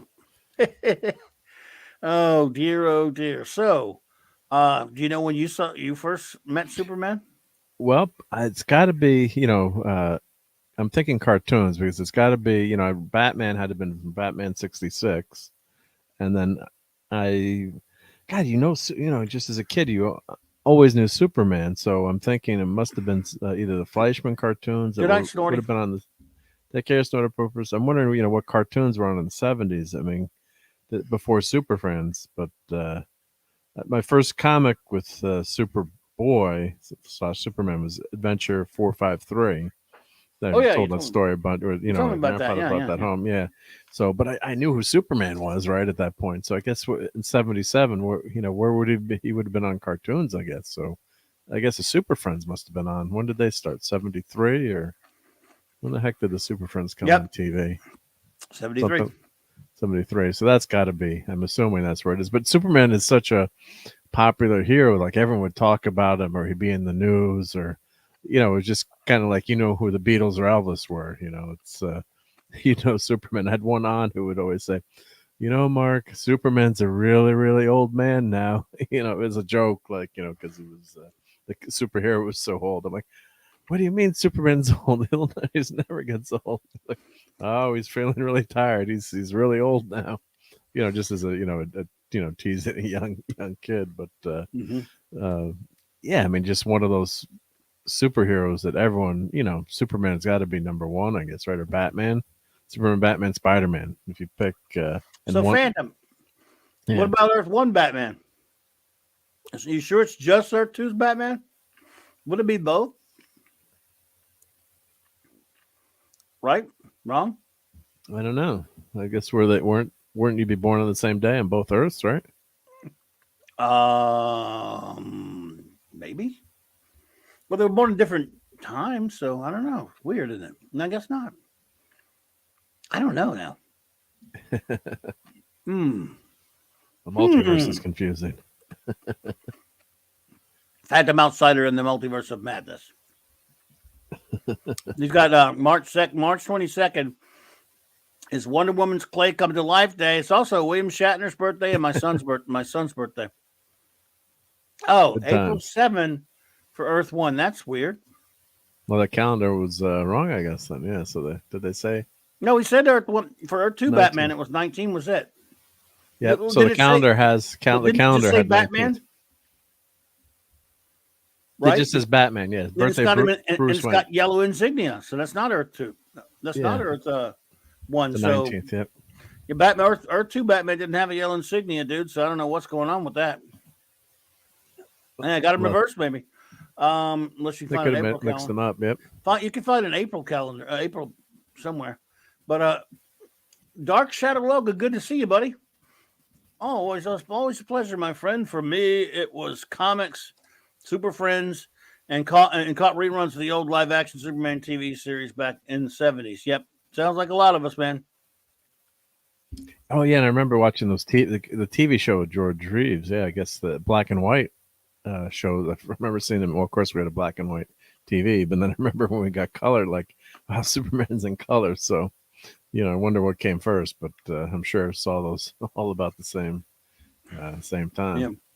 when I was watching those as a kid throughout the 70s and loving the George Reeves Superman, before I'd seen Christopher Reeve. I still love him, by the way. But when I was watching those as a kid, I didn't know he was dead. Oh yeah, I didn't know George Reeves was dead till many, many years after I watched, because I'm a kid, I don't know that crap. And I remember when I first heard about it, I think a friend of mine told me, I think I was, I don't know, maybe late 70s, early 80s. They came out with a book called Superman Serial to Serial. And it talked about, the Superman serials and the Superman TV shows and whatnot. And I think it's in there. They mentioned it. And a friend of mine was telling me about it before I got that book. I ended up getting a book. Tell me he's dead. I mean, it's weird. I felt it right when I heard about it. Like, did it just happened or something? Because to me, it yeah. did.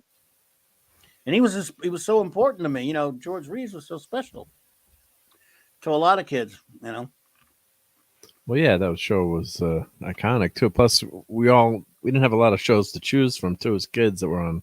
You had we had 5-6 channels, right? And then you had your reruns. So, like everyone, if Superman was being rerun on say Channel 9 in New York, in the afternoon, like everyone was watching Superman that week.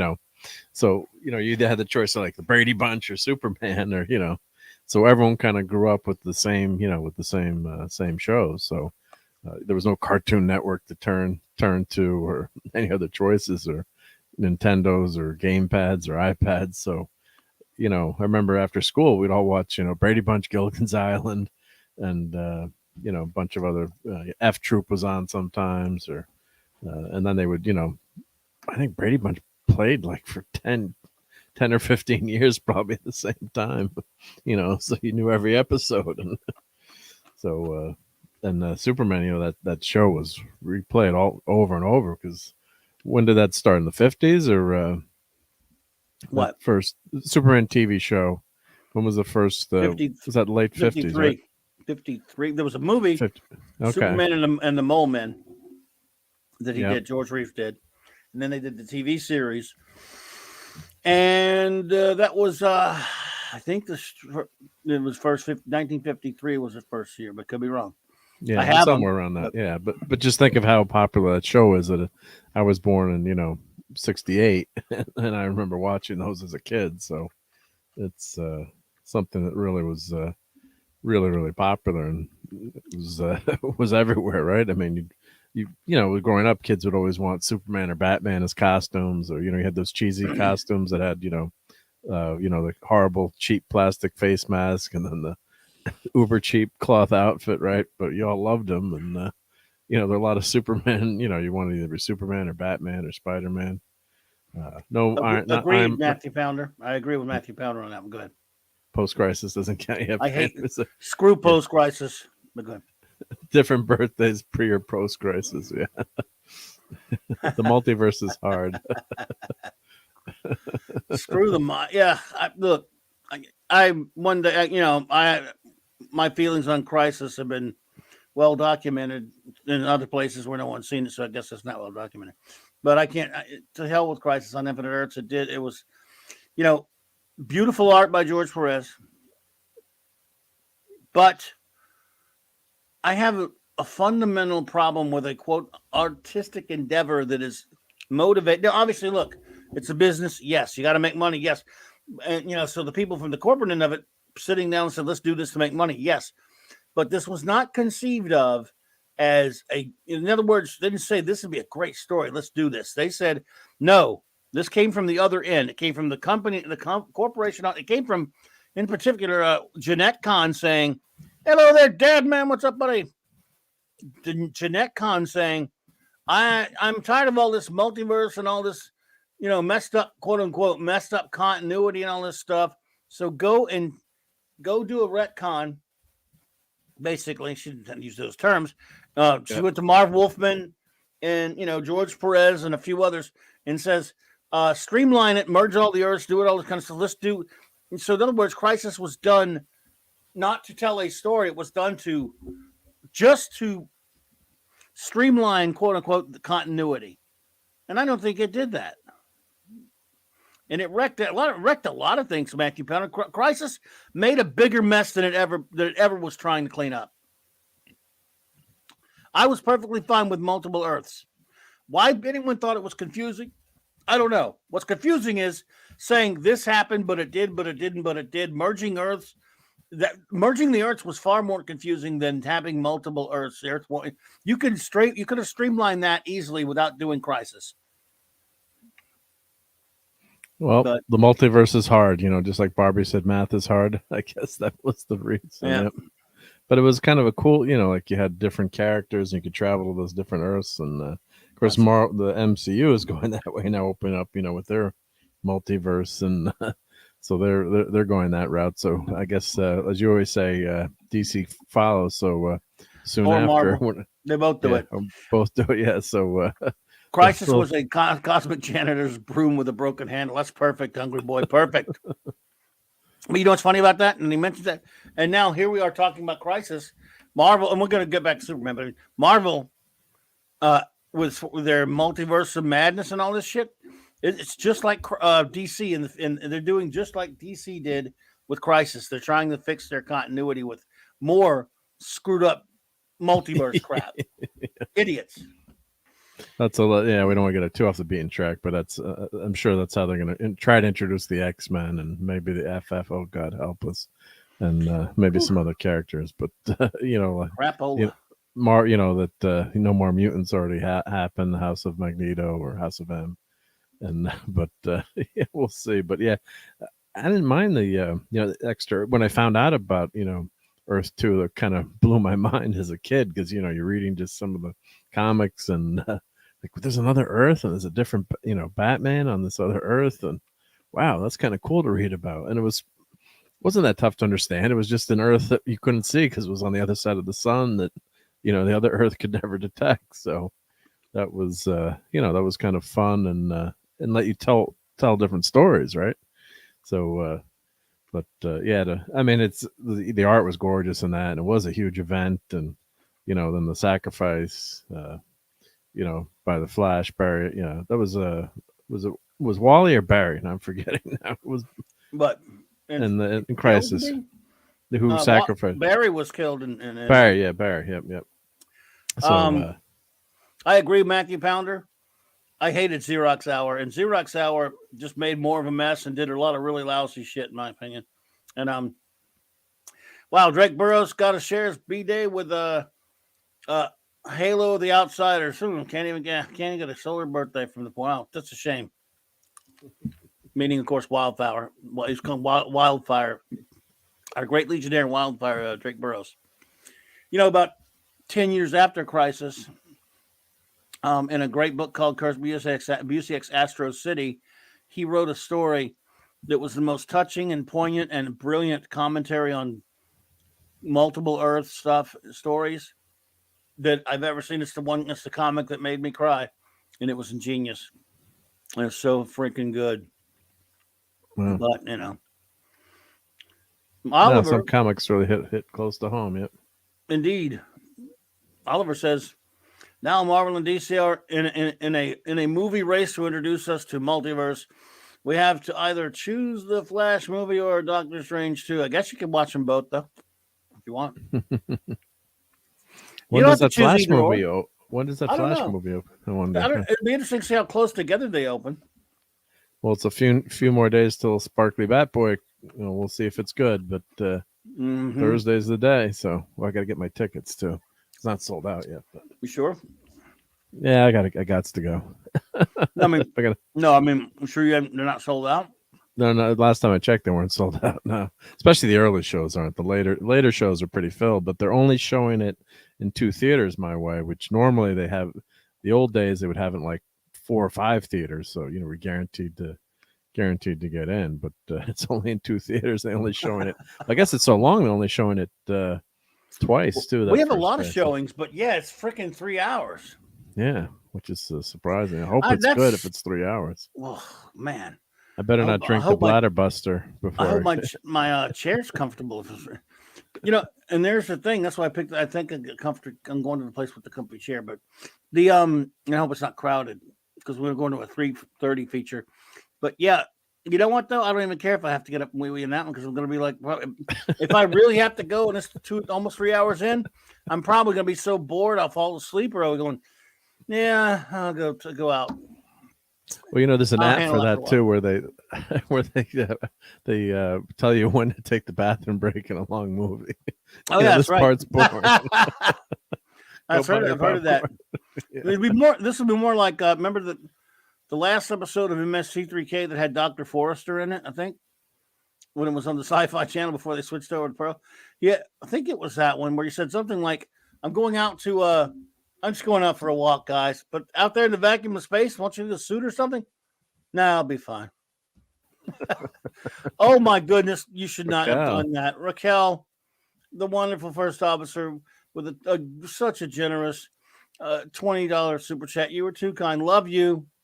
And I love you, too. I love you very sure much. That's Raquel? Look at that picture.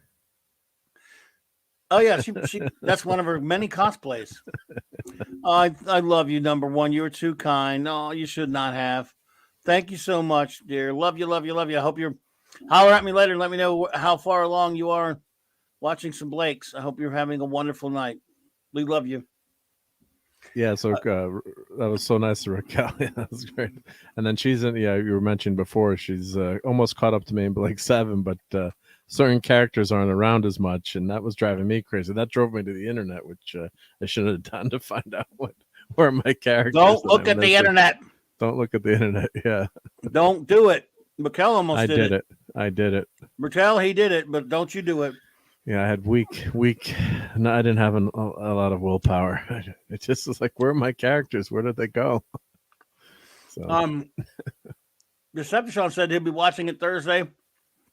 And be sure not to drink anything all day. Or yeah, look, the movie looks so dull. You might not even care. If you might like drink a whole lot of stuff, and you go, yeah, I can get up. I don't give a crap. I'm going. We'll be seeing it at the same time as you and J-Man, just like we did for Spider-Man, Decepticon. So I don't know. I'm almost thinking, do we do a review show? Kind of. Well, you should. I mean, I guess. It's fun to do. You could do one Friday. I might throw one together for Friday. I want to see if again, you might be busy. If J-Man it's probably short notice. If J-Man and Sean feel like doing it, and if Nick wants to do it, I don't know. My little short Batman. I might just throw one together. We might see. I love you, Raquel. You're just too kind. Thank you so much for that. And I told you about her book came in all beat up, huh? It actually came in okay. It survived though, right? It survived, yeah. You got to put it on something to flatten it back, or Not that I can see. I'll take a closer look at it. Tom was here earlier. Tom's going to see Batman tomorrow night. How does he get to see it tomorrow night? He's Tom. That's no fair. He's a man of he's a well-known individual. And we all know Tom has connections, let's face it. Yeah, but it's Toxic Tuesday. You can't skip Toxic Tuesday for the Batman. Yeah. Oh, Tom, how dare you, man? What's wrong It's with you, John? Stripes. Stripes is going to be a lot better than Oh, I love Batman. Stripes. I love Stripes. That's one of my favorites. So good. Best pancake scene ever. Yep. It's funny. I'm doing a Superman birthday on a week where they're opening up an alleged Batman movie. But I've seen every live action Batman movie on the big screen when it came out. So, well, one I had to wait for a replay, but I've even seen Batman 66 on the big screen. By the way, You got to see that on the big screen. Oh, that's great. in the late '80s, they brought it back, and like a double feature with a movie called Dinosaur. Wow. I'm sorry, Raquel, I couldn't help it. I had to have an M&M. Peanut butter M&M. I couldn't help it. I had to have one. I was starving.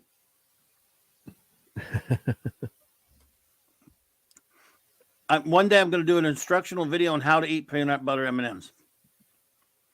There's an art to it. I love peanut butter M&Ms. Yep.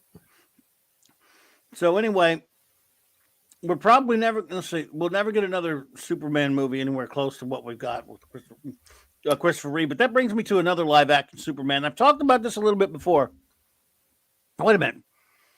There shall be no tribute, Phantom Outsider, for a character unworthy of tribute. That's fair enough. Mexican Iron Man, I'm with you there. I did meet one of the live action Supermans, though. I've told you this before, right? I believe I've told you this. Yes. If you look up, I have up at the top left here, I have actually met and spent time with the great Kirk Allen, the first man ever to play Superman on a big screen. On a big screen, acting in live action in the Superman serials of the 40s. And he was, of course, also had a brief bit in Superman the movie that got cut out until it got put back on the the network version. Wow. So I even bought the movie serials from him. The ones he did, the Super Adventures of Superman, I think it was called. Then he did the Adam Van versus Superman. And he was, like I said, a spiffing bloke. Mexican Iron Man, bro. Take care, man. I hope you had a wonderful birthday celebration. You have a good night, buddy. Thanks for being here, and thank you for your contribution. You're too kind, bro. Take care, Mexican Iron Man. Happy birthday again. Good age, Mexican Iron Man. So at least I got to meet him. I never got to meet, obviously, George Reeves or unfortunately, not even Christopher Reeve. I got a buddy of mine that was lucky enough to meet Christopher Reeves. But let's see here. He's referring to Barry Allen. He'll be sorry when Flash pantses him. Yes, I know he doesn't like. I don't know. He doesn't like speedsters. He doesn't think running's a good superpower. Usually, it's Aquaman that gets made fun of. Yeah, that's for sure. Yep. But no, he does not like the running characters. I've never heard anyone not like the speedster characters. I got to admit that's a new one on me. The Iron Man, Mexican Iron Man. That's no big deal. You can just like whatever you say. It's like I've never met anyone. Like I said, I've met someone who's had a problem with just about every character you can imagine, but not that. So it's strange, but yeah. But Superman he's the big kahuna, man. He's all of it. He is the big blue Boy Scout. And if you see this picture here, I put almost every single entity on this picture is Kal-El. Yep. Except for a couple of exceptions of family members. And Crypto. We got his parents and his foster parents. We got Crypto, got Kara, and the boy he thought was his brother, but turned out not to be his brother. But I put him on there anyway because Mon-El is his brother. And Mar-El's still his brother. Even though it turned out he really wasn't. They thought he was. He thought he was. And so I got them all on there. But everyone else is Kal-El. Clark. D. Bud Martin says, closest I got to Christopher Reeve was Robin Williams, who was great friends with him. Williams was a regular at my San Francisco store. Yeah, I've heard you say that before. Yeah, cool. That's amazing. Yep. That's amazing, man. Can you imagine just running your shop and Robin Williams walks in there? Love you, Raquel. You're in for a brutal ride there. Actually, there's one ticket left for tomorrow night, but it says it's an investor screening at AMC.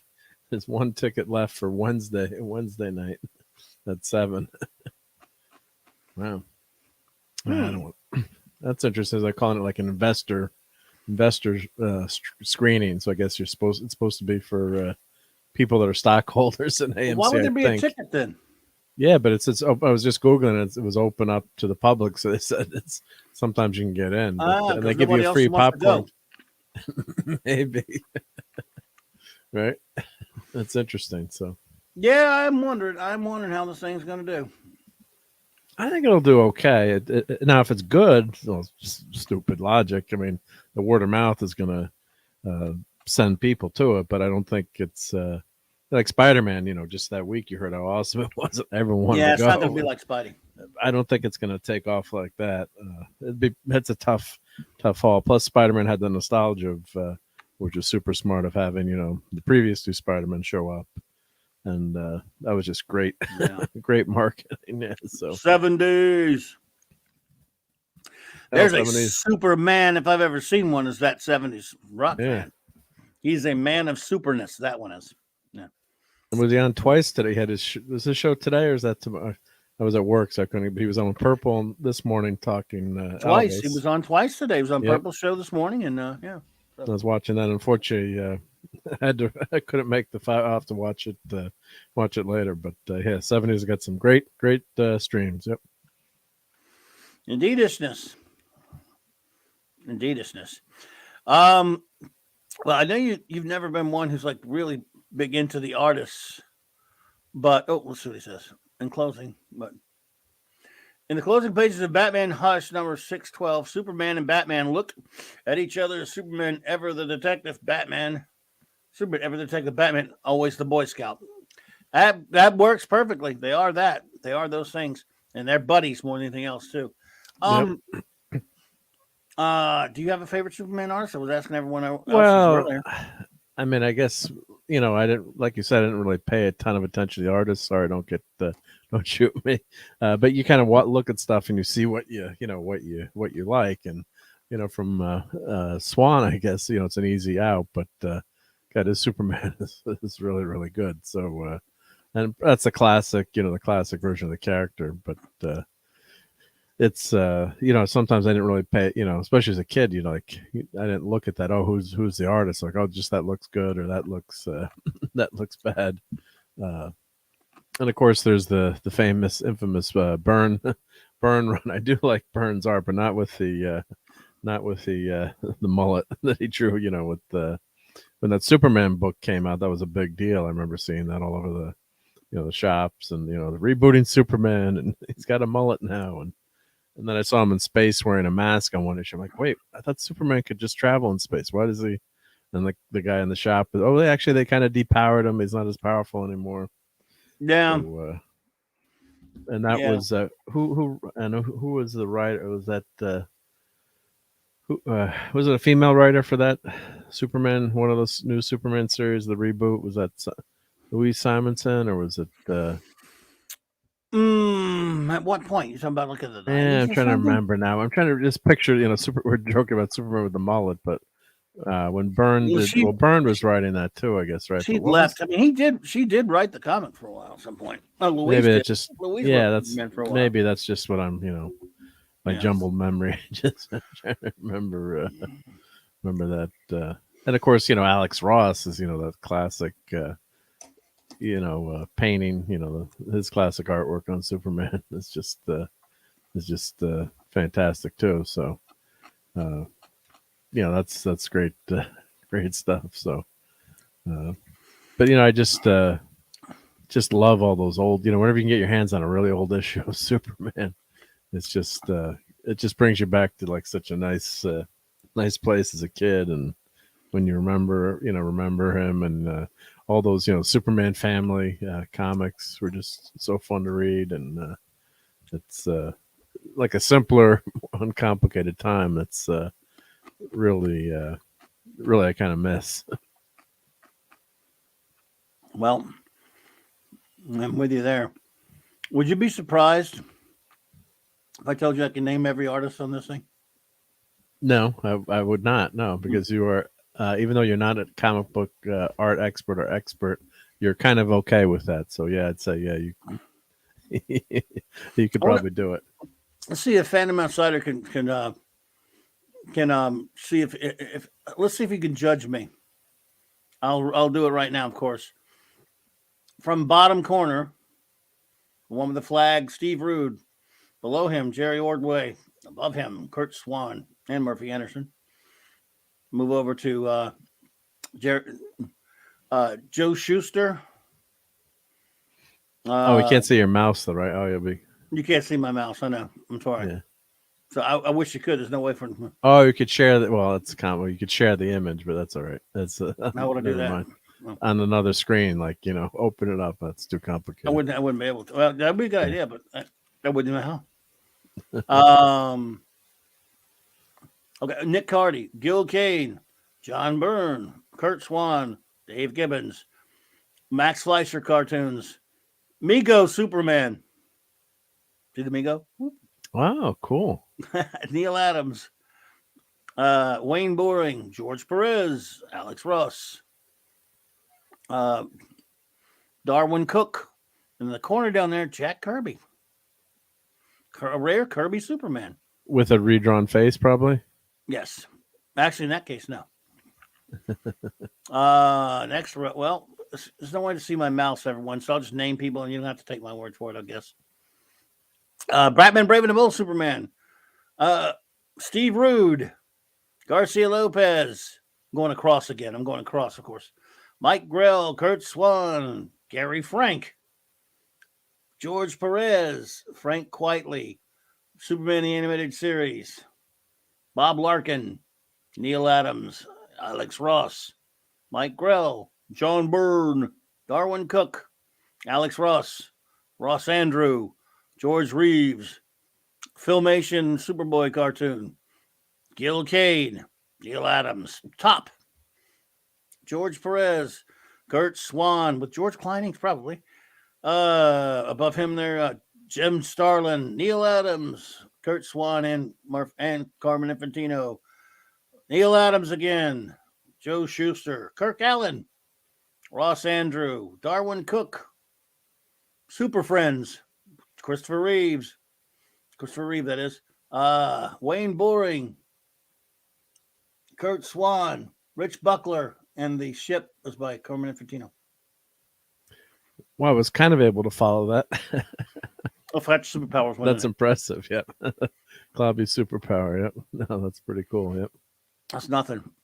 I mean, it's not like, I don't know, I just pull the images out. So it's not like, I'm not guessing at any of them other than I think that's a Nick Cardy or a Kurt Swan, Nick Cardy, or Murphy Anderson one at the bottom with him breaking the chains. So, what do you think about Hungry Boy? I know it's boring, but I like art spotting. Hungry Boy still there? That's a new one. I don't know. Yeah, art spotting. Yep. Just sit in the wilderness and watch the art go by. Yep. Oh, we used to do it all the time. We would test each other. That's how what a bunch of boring ass geeks would be at some whichever comic shop I happened to be at the time. We would look at, and so we would say, "Who do you think drew this?" You just hold up if it didn't have a something credit, you go, and we would argue about it because we're that sad. Yeah, Get a life. it's pretty bad, Hungry Boy. But see, Hungry Boy could do that too.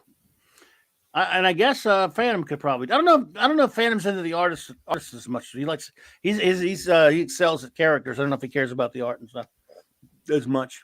But yes, everyone, sorry about that. I don't know why. I just goofing off. Yeah. I mean, I could probably recognize some artists, but never really, I should have paid more attention to it, I guess. But you'd read a series, especially when you have the sub. It's like when you're reading FF, Burns on FF, so his art. But then they would change it up, and but then trying to pick it out like that's pretty amazing. Going back to see, well, I didn't. I mean, when I got all these images from all these places and I cut them out, I didn't really. They don't always have the artists on there, so obviously it's speculating. But I'm pretty sure I got them right. But personally, I can't stand Frank Quitely's artwork, says Dark Shadow Lag, and you're not the only one. I like it, but I hear you. I will never forgive his artwork in New X-Men. Yeah, that what he did to the Beast is what I'll never forgive. I hated the kitty cat Beast, Yeah, that's horrible. Yeah. and I hated that. And yeah, so that was Garbaggio, but I loved All Star Superman. I mean, yeah, Yeah, it's a great Phantom's more of story. the characters and stories kind of guy, which I respect. I mean, I try to be, but I have more trouble remembering that kind of stuff than I do the artists and the writers and all that crap. Why? I don't know. Yeah, yeah, but like when you look at that, Frank Quitely's Superman, that series is just so fantastic. But I loved at it. first Yeah. I hated the art, and then it kind of draws Yeah, you in, and you get you get the art. his faces, dude, are a problem. Yeah, You know, but I mean, after a I while, love All Star Superman, but his face. Yeah, no, I hear what you're saying. you kind of get drawn. You're like, I see what the artist is doing, and you kind of get used to the style. And if you don't, you can't tell people to love or hate art, or not like art. It's just what floats your boat, basically. But if it's really bad, if you really don't like it, it really takes you out of the story. That's the problem. If you've got a great story and subpar art, I can live with it. But if you got, I'd rather have a good story, is what I'm saying. Oh I yeah, can live with the art not being the best. But if I've got God, you got the two hand in hand. They're really knocking out of the park. Caravaggio. No, I said something was Garbaggio. Some characters are better than others. The Thing, yes, but I caught a lot of those. Yeah, you knew them all too, dude. I mean, it's easy, or it should be. For example, Claude didn't make it tonight, but Claude could get them all too. I have Yep. some friends that wouldn't. Again, not everybody, not everyone's into the exact same things when it comes to this. Like, for example, who is it? I forgot which buddy it is on Saturday night that we have. Who is who's really into the ships and stuff. I mean, he loves Star Trek. Oh, like Wolfie, The stories, and yeah. Some people what? pay more attention to that stuff. Not more. It's not that Yeah. they don't know the stories and the characters also, but they're really into that part of the Trek as well. Oh yeah, yeah, yeah. No, and I Yeah, love that kind of stuff too. I'm not. I always forget the damn names, but I've seen a lot of the ships and would yeah, read about them, and I just love that engineering nerd stuff where you're going into the what's on the ships and the blueprints and and a lot of it is, let's face it, it's hogwash, right? Because it's they're science fiction ships, but no, you they're get so real. into it, you get to believe that the tickets are the tickets. I'm looking at the That's Batman what's so tickets. fun about it. Yeah, that's what's funny. You believe they're real, and like there's certain ships that are like we're talking about the the ship that's a medical ship. You've got the science ship. Uh, we're talking about and I'm even forgetting the class of the ship. I'm picturing it in my head, but with the kind of round, the round front. It was like the Beverly Crusher ended up being the commander of that ship. Yeah, that So Pasteur class. I the see that was Pasteur, on the yeah, tip of my Pasteur. tongue, and I couldn't remember it for nothing. Yep, see, but that stuff is so fun, and I'd always get the Star Trek. It was a Star Trek communicator, I think was the name of the one of the fan magazines, and you'd wait every month, and they'd have a feature on one of the ships, and you'd read about it. Right. I gotta dig those out. I wonder where I have. This got to be somewhere. But yeah, that kind of stuff is just fun to geek / nerd about all that stuff, and it's all quote unquote fake, but it's it's really really fun to get into those. If you like that kind of thing, it's like part of, you could love Star Trek, but then that could be your niche where you really get into the ships, or you build the models, or you play the FASA games.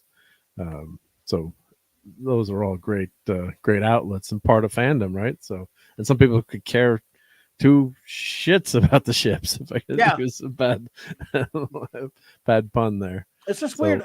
I guess the crowd I've always run with in terms of comics geeks, we've always. It's kind of. I have a couple that are obviously like Phantom says he's more in the characters and story. I have some people like that, and then there are a few of them that are real big into the artists, knowing about all the stuff going on with the artists and the writers, and I don't know.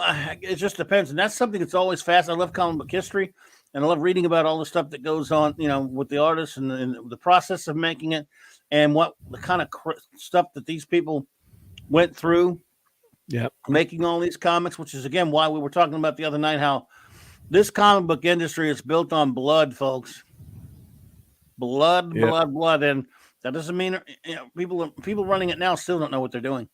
But these characters, okay, technically on a technicality, they belong to these big corporations. But these big corporations didn't create squat. They own and have reaped the benefits of the creations of people that far above them in terms of creativity. Um, but for whatever reason, just didn't, weren't able to take care of themselves. And it's sad. It's damn sad. But these people who run these corporations and stuff like that, yeah, it's like when you talk about. I'm not. I better not say it though. About but when you think about how much money was made years later too, I think that's part of the problem. Originally, I don't think there was a ton of money in comics. I mean, of course, but it was the merchandising and all the toy sales and everything that went along with it. They did well though. Comics, sell millions of copies though. Yeah, but I'm talking about. Like George Lucas was like the merchant. So the creators who created them, didn't get the even a small percentage would have been a huge amount. When you think of like all the everyone had Superman pajamas or the bed blankets or Superman shampoo or I have that like a DC book with all the the stuff in it that they made, like a history of DC, and there's just so much stuff if you just look at just Superman. And what did they sign the character over for? $200 or $400 or something? $100 something bucks or something like that. Yeah, something ridiculous. So I guess they finally got shamed into giving the creator something. That's true, Matthew. And well, this went on in music too. It's not like it's just comic books. Obviously, this went on in Hollywood. It went on in music. It went on every creative endeavor.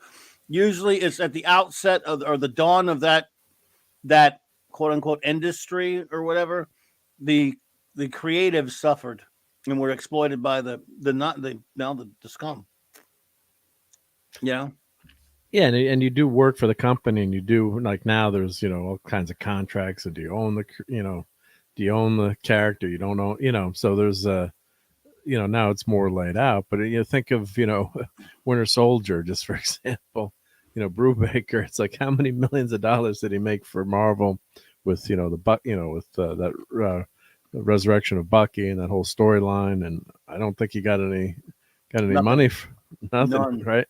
So but people would argue, well, hey, he signed the contract, and their loophole was that he's Bucky's. He's Bucky. So, but the loophole is also that he's Bucky. See? Yeah. Because he is Bucky.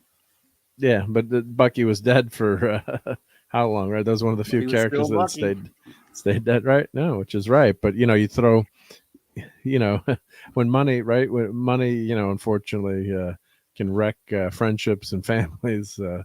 Wow. People get greedy, right? So, but see, that's what I'm saying. Sometimes you do. I mean, I'm not the biggest fan. I don't like the activist Supreme Court. I don't want the Supreme Court to ever be activist. However, and I'm not just saying this because it's Jack Kirby, so I'm taking a side. I've never been the biggest fan of, as Rush used to call her, Ruth Buzzy Ginsburg. But one of the reasons the Kirby family started getting paid around 2013 or whatever was because she was thinking about looking at some of that those old contracts, work for hire contracts and stuff.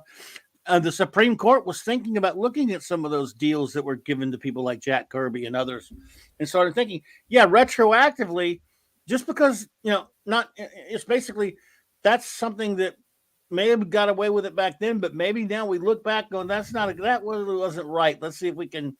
And I don't like the Supreme Court stepping in and doing things like that and legislating from the bench or being activists necessarily, but that was one of the things that scared Disney into paying him.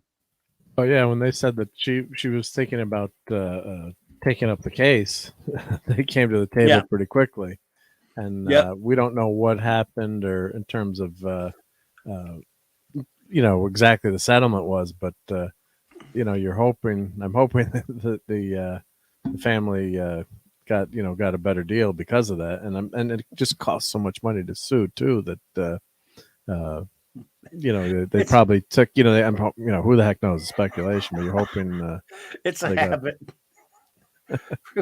It's a habit. A certain radio guy we used to call her Ruth Buzzy Ginsburg. So sorry. yeah, or we just, we shouldn't, want to get into the politics of it No, here, no, no, but no. I was just God saying bless that. her. God bless. Yeah, yeah, No, yeah. I'm saying I don't think we should have an activist Supreme Court, but still, does that mean that they shouldn't be able to go back and correct some wrongs? I don't know. I mean, there are a lot of copyright stuff that you could go back now and see with all these people who got screwed in the older days where laws were not as sophisticated. I'm not so sure I'm against that necessarily, not just because it benefited Jack Kirby's family. There are a lot of people, almost every single comic book character you create or you see, that especially ones created before 1980, uh, let's put it like this: don't belong to the person who created it. Yeah, yeah. Not that you don't. They don't own their own creation, Well, they were and they trying don't to, get anything for their own creation either.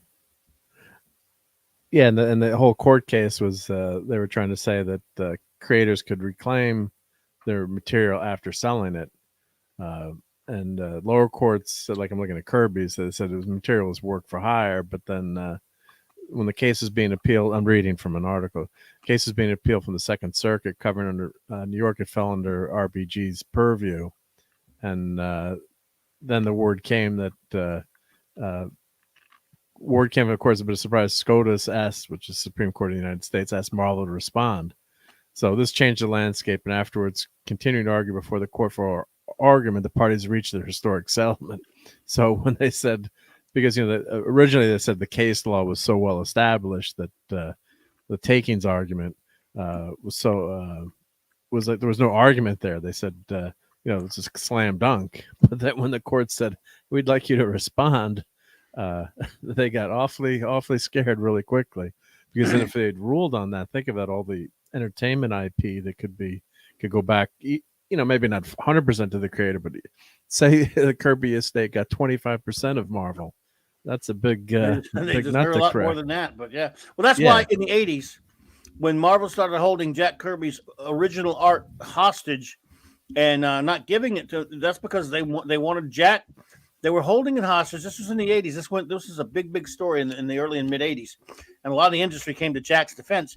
They were holding a lot of his original art hostage because they wanted him to sign a lot of his rights away to it, because they were afraid it was going to go before some judge, and he would look at comic books after comic after comic after comic with Jack Kirby's name on it, usually with co-plot credit, writer, different types of credits, and go, well, whatever little nothing contract he signed, I mean, this man's name is on every damn thing, and they were concerned with this.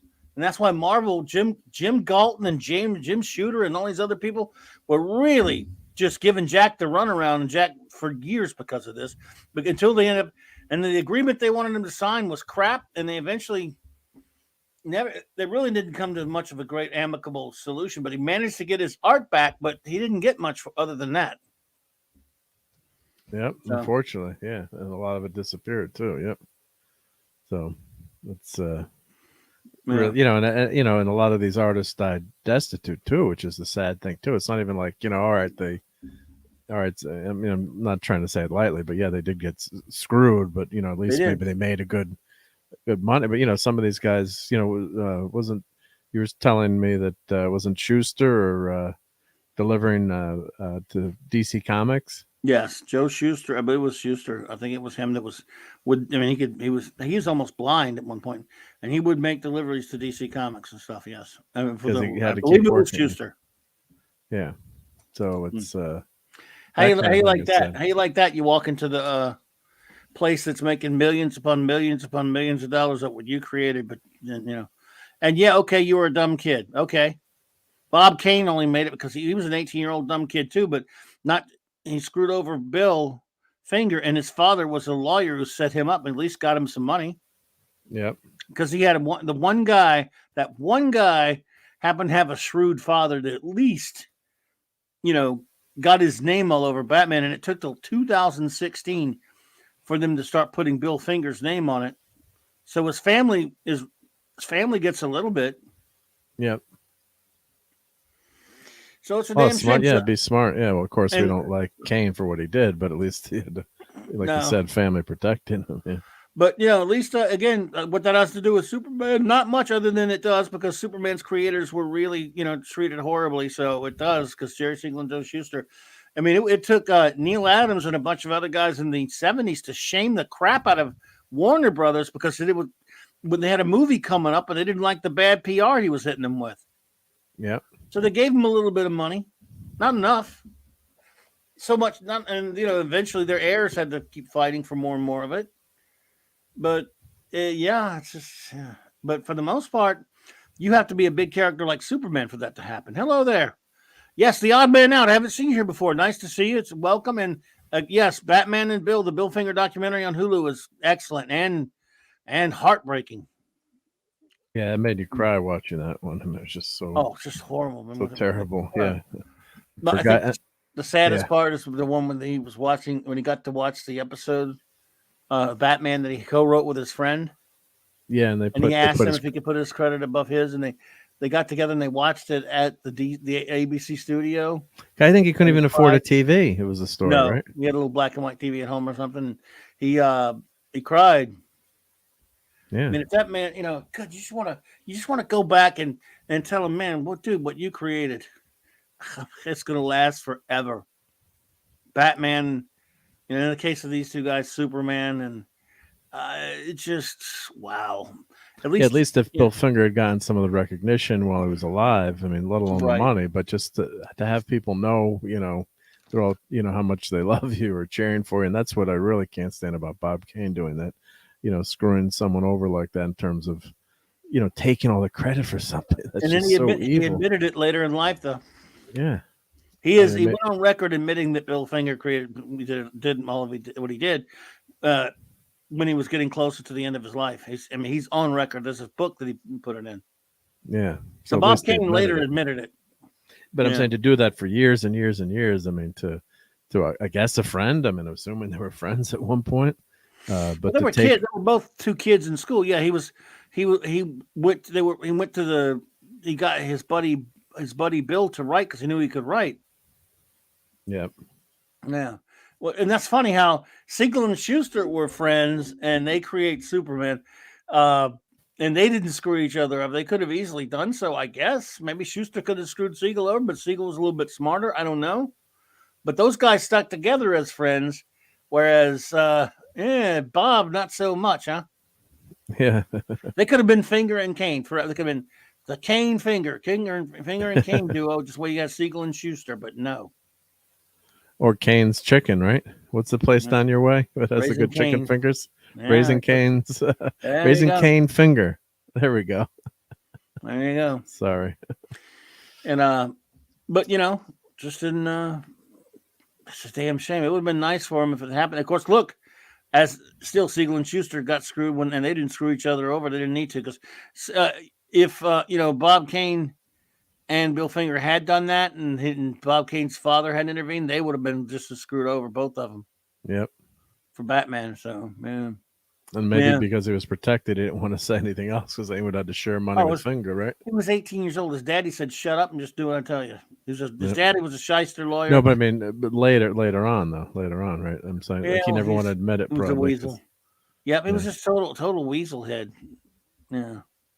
I do have it's upstairs, but I'd grab it. But I have a really nice book on the creation of Superman and their story, Schuster and Siegel story. You showed that. Yeah, you showed me that before. Very cool. Yep. Yeah. It's a nice book. Yep, and really easy to read, but it's just like everyone's talking about the Depression here. Yeah, so Depression era kids that are immigrants, and Superman is going to make the world a better place. But it was I know we don't want to we're not getting into politics, but just the direction the character is going. I was just thinking the other day, they've got Jonathan Kent, fighting global warming. It's like, well, what would happen now too with what's going on in the world? Would he, stop wars or, So it's just I just read the old stuff and enjoy the old stuff. And yep. Is Disney? Is that true? Winnie the Pooh is public. The original art is now public domain, and the original book, but not the Disney stuff. No, because I'm a huge Disney Winnie the Pooh fan. Yeah, Disney It would. eventually will be, but that's why they call the copyright laws Mickey Mouse law. So Sonny Bono helped to pass that the last time around. So I think Steamboat Willie is coming up in a couple of years. So they kept extending the law to protect Mickey Mouse. So Okay. Steamboat Willie should be coming up in the public domain, and Yeah. it's but Disney made all their money on public domain characters, right? All the fairy tales. Of course, they took put their own spin on it and did their own designs. Pinocchio and Snow White, Cinderella. But those were not original stories, and they retold them, and its first Cinderella movie was a not Cinderella, Snow White. Won the Academy. I think won the Academy Award, and they had the small Oscars for the dwarves. So that was one of the the worldwide phenomenon that launched that really put that company in the stratosphere. So it's but not original, right? So yeah. Yep. Well, Superman, folks. Happy birthday to the Big Blue Boy Scout. I guess we can start wrapping it up here because we've been here for a couple of hours, and I mean we didn't do much, but we as always paid a little tribute to the Big Blue Boy Scout, and we'll always do it, of course.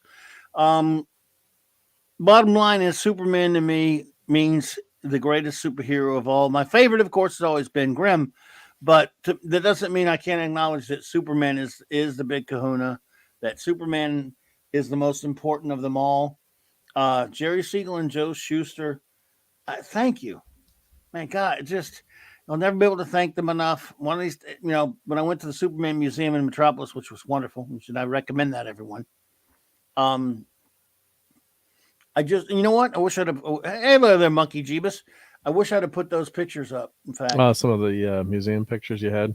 Yeah, I wish. I put those up. I totally forgot. That would have been fun to look at. But it's too late for that now, right?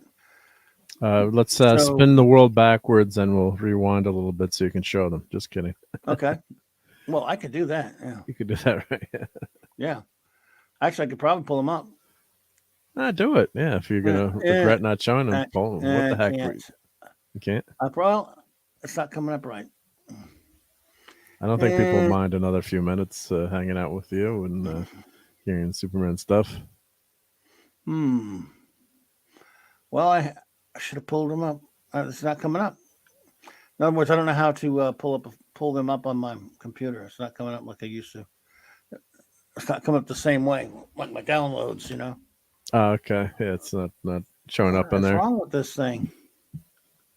Something's wrong with my damn computer, folks. What's Brainiac doing to Clobby's computer? Okay. Yeah, here we go. Maybe. Where are you? I was going to show. I should have. I've probably showed them years ago. I think you've shown them before. I'm trying to think you've shown them before. It's not pulling up in the way that they're supposed to. Like I'm pulling it up. It's just pulling up in like thumbnails. Oh, it's not showing the whole. Oh, because it's in Google Drive maybe, and it's not showing you the. No, they're on there. I know exactly what folder they're usually in, and it's not working. What if you double click on it? Does it pull up, make the picture bigger, or no? No. Huh. It's just like a bunch of wow. I mean, the pictures are all small. Thumbnails. I can't pull up like a normal folder of them for some reason. That's weird. Your Candor size. Yeah, where are you, folder? I don't understand this. It doesn't make any damn sense, folks. I can't find my downloads. I don't understand this. So go to your computer. If you scroll up, and you'll see. If you scroll all the way up in folder File Explorer, I can come up. I can pull up one of my other folders, but Oh well, folks. I was going to show you some pictures from the museum, and I just totally Well, you could forgot probably just about it. Google it, right? Superman Museum. Nah, it's not the same. You want to show the pictures of you, right? Yeah, but no. Well, I am PISed, but I forgot about it, so I could have made it. Well, it looks pretty cool, though. Yeah, I just Googled it, so. I guess you could do that. Want me to show a couple just, before we get out of here? So let's share this screen here.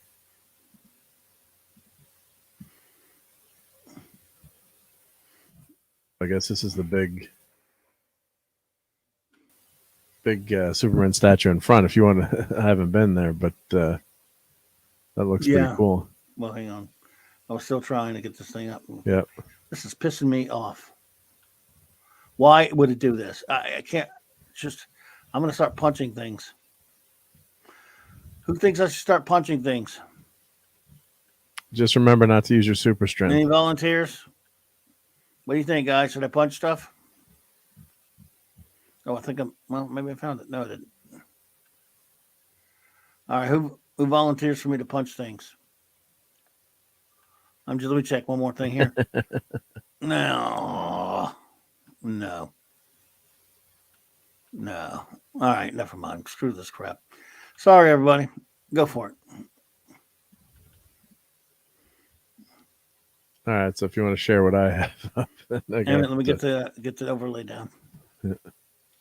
There we go. At least people give people a taste of, not as good as Clobberin's photos, but no, they're better. They're probably better. I took a picture of all this stuff, so it's just the same. So sorry about that, folks. All right, everyone. The Superman Museum in Metropolis, Illinois, that I went to in 2015. I took a picture of that statue, of course. Does it still says truth, justice, and the American way? Oh, thank God. Well, that was 2015. I don't know about now. But yeah, I took a bunch of pictures when I was there, and there are probably a lot of the same ones you're going to see. The statue's fantastic. That's awesome, yeah. Who's that artwork based on? Is that anyone? Where at? Which one? The statue. I mean, would that be based on an artist, or that's just a... I don't know. Not any particular one that I know of. Okay. Now that's probably right there at the Superman. Every year, they do a Superman celebration there every year in June, or at least they used to. Yep. So I don't know if they do it anymore. There you go. You can see something. Look at the building. There's the museum right there. Look at that. See that brown building there? See the one with the car up in front of it? Go to that one. Oh, that one with the car, right? Yep. Yeah. Yep. So here, let's see if. Yep, that one I have pictures of all that. Here's inside the. Yep. Oh, there you go. Go from the top. Yep. So there's. You go in that building. I think it's like $5. Boy, it was some kind of burning up hot. It was Labor Day weekend. Whew, was it like 100-something degrees when we went to and there was nobody there that we picked a great time. There you go. Oh, man. That's nice, yeah. And the radio show, of course, Superman radio show. Yeah. And Christopher Reeve's costume. Wow.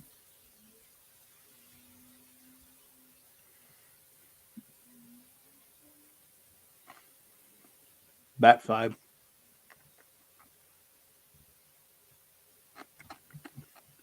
And here's their official website. World's largest collection of Superman. Metropolis, Illinois.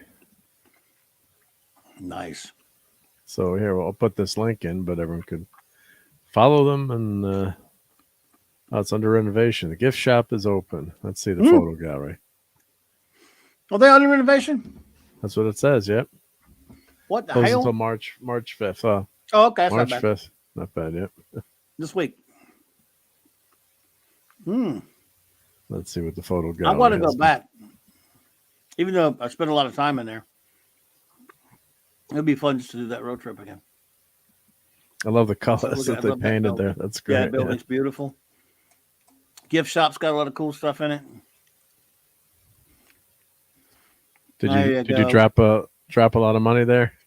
I know. I got a few things though. I haven't got me a really cool shirt. I've showed that shirt before. It said with the aspect under it says Metropolis, Illinois. Yes, you can put your stupid head on that and get a picture. I'd definitely do that. Me and the missus.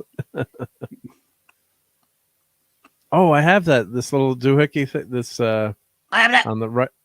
I got I that. have That my Which one? sister-in-law gave me that. You What? pull the trigger and then it spins around, and there's crypto and Oh Superman. yeah, I'm yeah, gonna do yeah. a I've video seen on that that. before. Oh, I love that thing. She got it for me. I love that. It's like a tin toy. It's supposed to be like look like a retro toy. I love those. Man, those George Reeves. That thing in the middle there with the That's radio. cool. Radio. That's fantastic. I guess that's probably very like cool. something. I mean, I bet that was expensive. That's cool. Yeah. Yes, Superman Six Flags. That's what I was saying. This infinite Superman memorabilia. I mean, you think Star Wars is big. I mean, think of all the years of Superman. Superman face masks. No, they didn't have that back then. Not. I don't think so, Matthew. Look at this stuff. Yeah, the old They get toys. back in '88. Remember I told you when I met how I met Kirk Allen. A buddy of mine that I had friends with, and I've seen him in a long time. His name, of course, is Mike. He was from he was from down our way, but he was kind of from. He moved back up to Tennessee or something. He had the second or third biggest Superman collection in the world, and he would bring it to Well, I mean, at least he said it was in the world. I mean, how do I know? He had all. Yep. He would bring tables and set up all this kind of stuff you're seeing here. Now, this is like a mega of it, probably even more. But he had it all, or of course, I had it all. I always wanted these corgi. Oh, that was a Superman moment when he lost his powers because of the sun, and then he was in that. He had to go in that. What did they call it? The Supermobile, or? Yep, the Supermobile. I should have arms. I used to see it at the store too. Oh, I wish I still had that because I have that comic, a bunch of those comics, and I'd love to have that. They put it in the comic just so they could sell it. Oh, that's what they did. All right, that makes sense. All right, yeah, there's a separate one. Yep. Could look at this crap all day. Yep. What's that doing there? Superman would never do that to Batman. The hell? Oh, look at that model. You want to play? I have that. Go over one. Go over to the left. The left, yep. No, right. I mean, right. Okay. Yep. Right. One more. Man. I can't see it. Keep Can't going back. I'm gonna go back. You're going to see it in the side of that Superboy model. I had that. Was that one of the Aurora model kits, or? Yep. Yep. Up here. Yep. I still have pieces of it, I think. Yeah. Everyone loved those Aurora kits. Yeah. Oh, that's a nice bust to Superman. Wow. Wow. Nice. I guess like the Fleischer cartoons are public domain now, right? So you could, not that we would, but you could actually show. Oh yeah. You could actually watch one of those cartoons, I guess, right? And not get into trouble. Theoretically. This was really cool right here. I got on television. Superman Moulin Rouge. I got pictures of all that.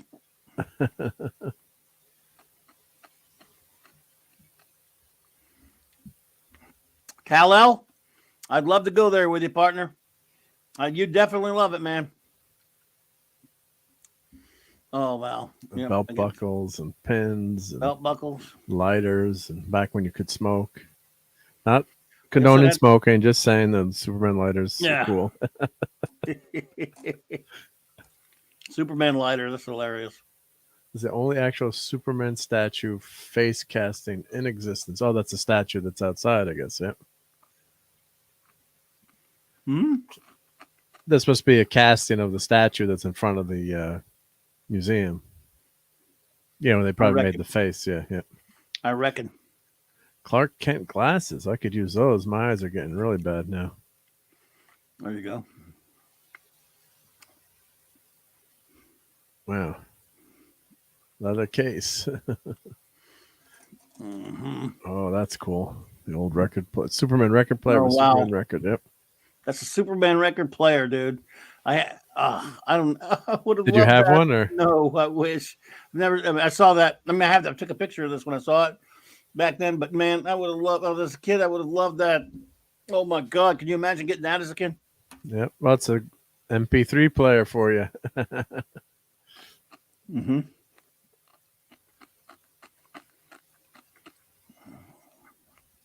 I don't know them.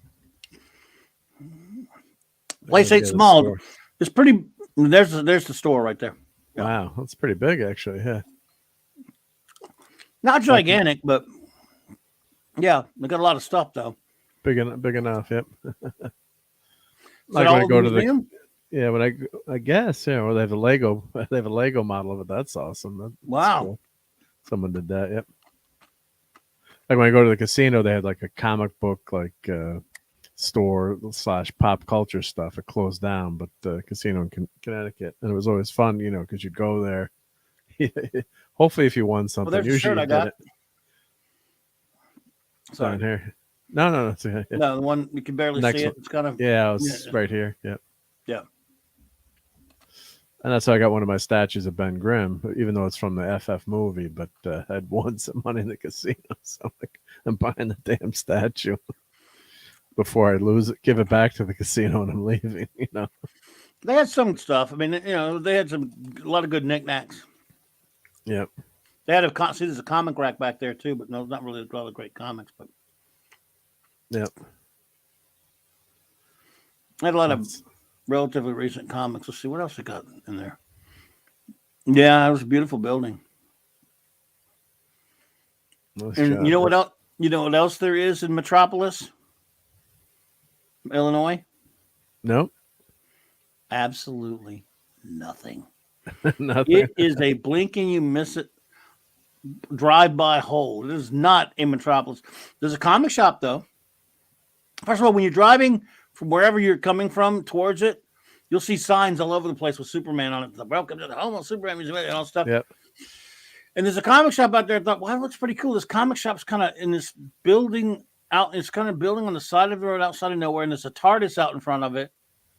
He's got Green Arrow painted all over it for some reason, amongst other things. I'm like, wow, okay. So I stopped in there.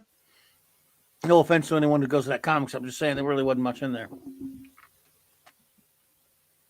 Hey, we can get kryptonite rock candy. That'd be good to chew on during the show instead of M&Ms, right? Yeah. You think it's edible? I don't know. Just as long as you're not Superman, I guess it's okay. That was probably like from the 70s or something.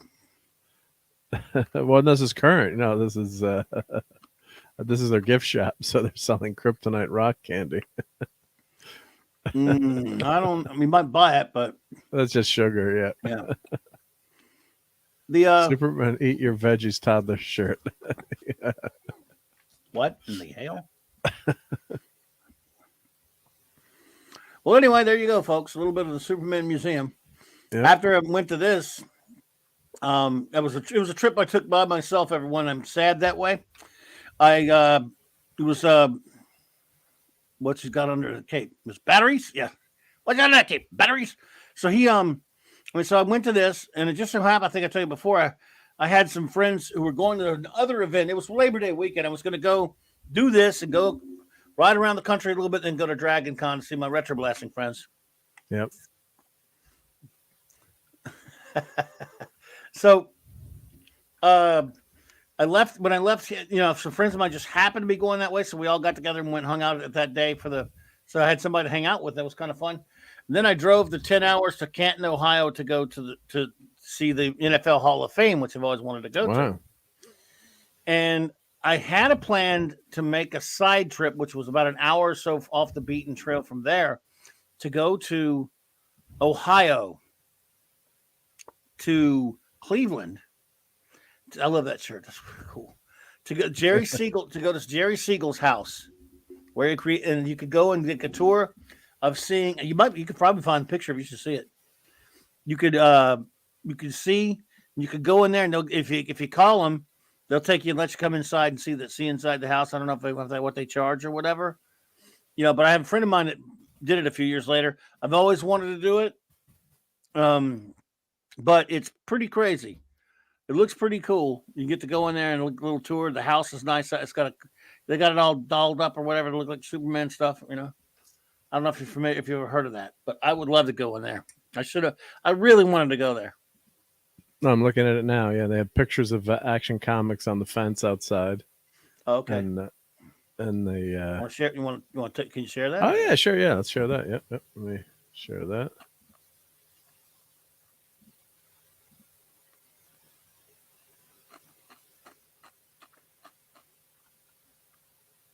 So here's the Superman plaque. Oh, this marker got stolen. Yep. When they learned the plaque was made of inexpensive aluminum, it was returned and re-anchored into the park. The Good base night, D-Bud. Take care, Sorry. D-Bud. Yep. So here's that's cool. Yep, I got a picture of Action Comics on the fence, right? Yep. Yeah, let's see if I got some better pictures here. If I go back one, let's see. I don't know if they have any pictures of the room inside, but they might. Yeah, they must. Here, let's see what They have a good picture of the house. let's see what we got here. There's the house. Nope.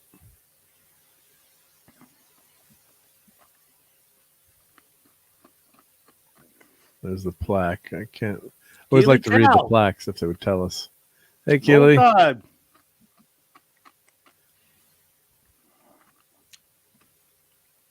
Yeah. Here we go. Hey, that's my buddy Jim Bowers. All right. That guy knows more about Superman the movie, the Christopher Reeve stuffs. And he runs the site capewonder.com. Jim Bowers is a friggin' stand-up dude. I love that guy. He has a passion. He's a Superman fan in general, of course. But he has a passion for the Christopher Reeve Superman films. And you got to go follow him. He has a Cape Wonder podcast. And here it is. Yeah, Cape Wonder. He's got a book coming out, capewonder.com. That guy is just, just a super cool guy, too. Really nice man. I love Jim. Jim's it's amazing. He really loves Superman. He really loves Christopher Reeve. He was friends with him. Knows more about those movies than anybody. Got a new book coming out. I really want to get.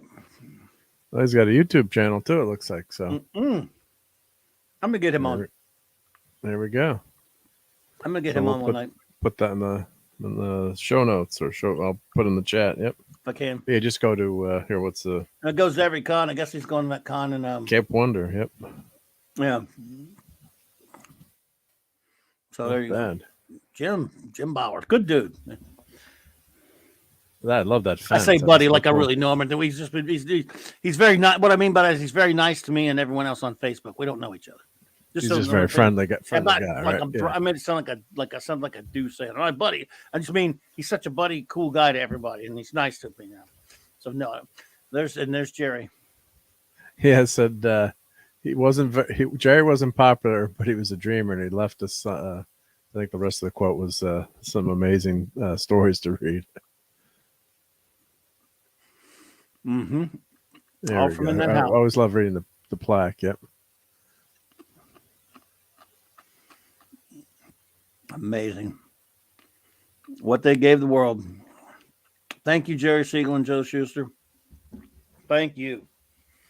I mean, I wonder if they were aware. I mean, they lived a long time, even though they had their. I think they were aware of how popular it was. How big. I think so. They were. I think so too. Yeah. Yeah. Crap! Today, if they'd kept a few copies of the first few issues, they wouldn't have to worry about money, right? With the way that Superman comics are selling that too, which is part of the the shame of the sadness of it. But yeah. Oh my goodness. Well. Yep. All right. Well, I think that's gives people an idea. That's pretty cool. Yep. Yeah. Thanks, dude, for showing that. Appreciate it. Sorry I couldn't find my pics, everyone. Well, everyone, thank you all so much for being here tonight. I love Superman. I know many of you do too. So let us close out the way I started tonight with just one of the most wonderful things ever in all of creation, certainly in Superman history. One of the greatest things ever, in my opinion. And we will and then we will just we'll get out of here. So all right, everyone. There we go.